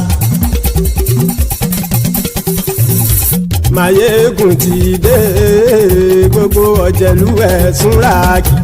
Ṣùgbọ́n ní bá ti ṣe èyí tó yẹ kí wọ́n ṣe, ọmọ bá dèrò ní fi wọ́n níran o. Mayegun ti dé. Gbogbo ọ̀jẹ̀lú ẹ̀sùn ràkì. Mayegun ti dé. Gbogbo ọ̀jẹ̀lú ẹ̀sùn ràkì. Ṣùgbọ́n ní bá ti ṣe èyí tó yẹ kí wọ́n ṣe, ọmọ bá dèrò ní fi wọ́n níran. Wọ́n fowó bẹ́ẹ̀ o. Mayegun ó sọ pé wọ́n ò fẹ́ bẹ́ẹ̀. wọ́n fowó bẹ́ẹ̀ Máyégún ó sọ pé wọ́n ò bẹ́ẹ̀ oníkan ṣáàtì ṣe èyí tó yẹ kí wọ́n ṣe fáwọn ará ìlú tó gbé wọn débẹ̀ o àyè. Máyégún ti dé gbogbo ọ̀jẹ̀lú ẹ̀ súnra kì. Máyégún ti dé gbogbo ọ̀jẹ̀lú ẹ̀ súnra kì. Ṣùgbọ́n ní bá ti ṣe yìí tó yẹ kí wọ́n ṣe ọmọ bá dẹ́rọ̀ ò ní fi wọ́n níran. Kì máa yí ṣe eré ọ̀rọ̀ yìí kì í ṣe ẹ̀fẹ̀. Kì máa yí ṣe eré ọ̀rọ̀ yìí kì í ṣe ẹ̀fẹ̀. Ẹni bá ti lè lẹ́bọ̀ lẹ́rù o ọmọ bá dèrò kàṣà ìtú wọn síta. Máyégún ti dé gbogbo ọ̀jẹ̀lú ẹ̀ súnra kì. Máyégún ti dé gbogbo ọ̀jẹ̀lú ẹ̀ súnra kì. Ṣùgbọ́n ní bá ti ṣe yìí tó yẹ kí wọ́n ṣe ọmọ bá dẹ́rọ̀ ò ní fi wọ́n níran. Tẹnitẹni ọmọ Máyégún ọ̀rẹ́ ara ìlú mọ̀mọ́ ni mo fọlọ́run ṣọ́ ẹ̀ bá kìlẹ́bù lóòótọ́ olódodo ìlú ọ̀tá ìlú mọ̀mọ́ ni ìwọ ṣá máa ń ṣọ́ra kò sì mọ́ bẹ̀rù bọ́tà ń lè rí bóníṣègùn lé káwọn mọ̀mọ́ fi ṣera wọn ni ó ti dẹrùn tí wọn ò gbọ́dọ̀ sè mọ́bẹ̀. èèpo ọ̀bọ lọmọ bá dérò tàjẹ́ ò gbọ́dọ̀ jẹ́ ó ti jọba lórí àbínú ẹ̀ ni kò sì mọ́ bùyà àìsíwọ́lu ní ẹnìkẹ́ ìgbódì ẹyin lábàrá o ó kó ẹni tó bá dán wò á kàmù. Máyégún ti dé gbogbo ọ̀jẹ̀lú ẹ̀ túnra kì.